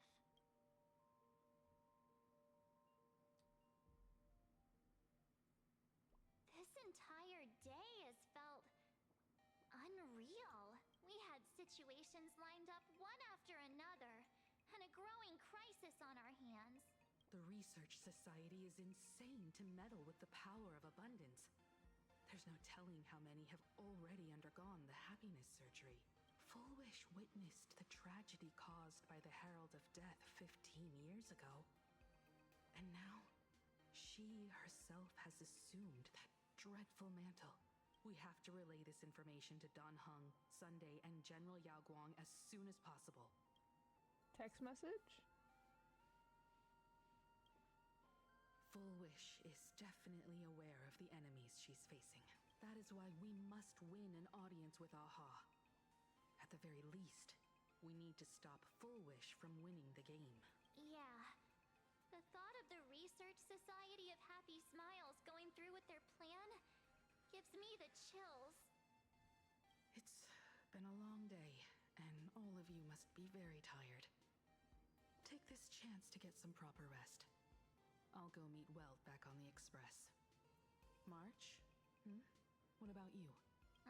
The best way to recharge is to waste time. So, I'm staying outside for some fresh air. Sounds good. I was thinking of heading to the streets for a walk.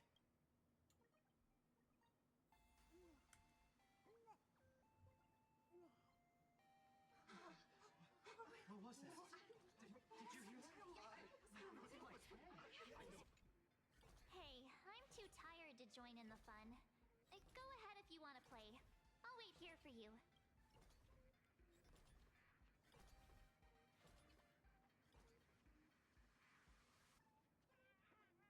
So everybody still, like, thinks we're the bad guys, though. All the smarties and dummies, children and adults, fools and entertainers. Can you all hear me?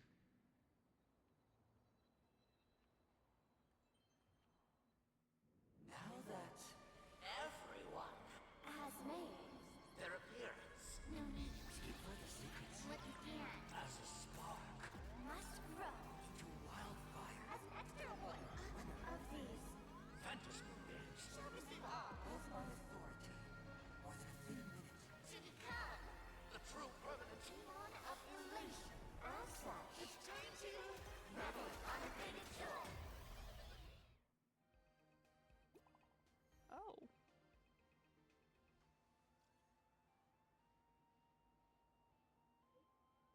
Greetings. The Daybreak Squadron versus Astral Express battle is concluded. The Department of Aberration Defense will now release the current wish power rankings of the 8 mass supplicants to all Phantasmoon game participants.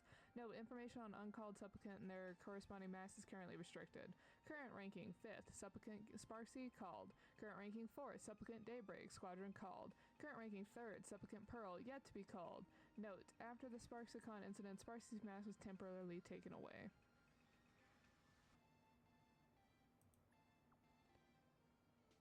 Wait, you get publicly shamed after losing?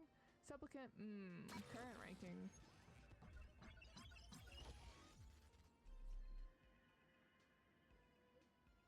Warning, after further review, you have been found ineligible for Phantasmoon games. Your Raccoon mask has been banned. Current status: banned to be lifted on March 25th, 2099, 10 Arcadian calendar. I don't have time for this. I need live support now. We're not sorry to inform you that our customer service is unavailable right now. Please hold.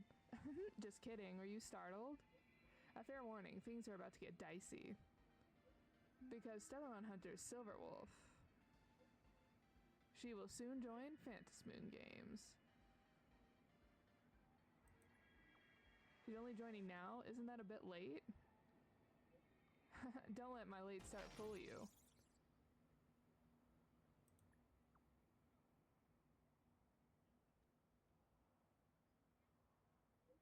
Current ranking second, Supplicant Ashvale called. Current ranking first, Supplicant Kalis called. That wraps up the latest Wish Power rankings for Phantasmoon Games. Mass Supplicants. More rankings information coming for the next update. Aha heard our plan to make him the new person in charge and was like, no, what if I just make you the Master of Elation? Then I'm not in charge of this.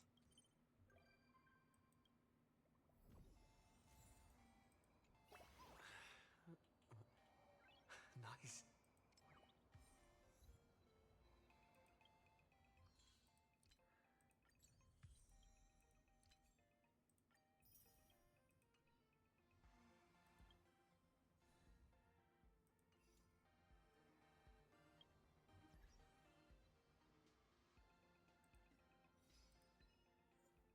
They say it, you hear it. Listen to Phantasmoon's crazed declaration.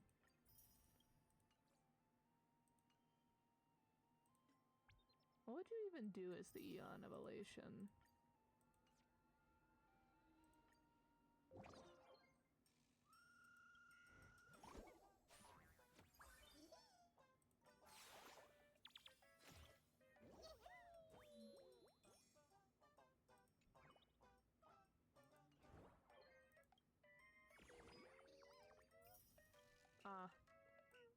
I just want the mask, which is 16.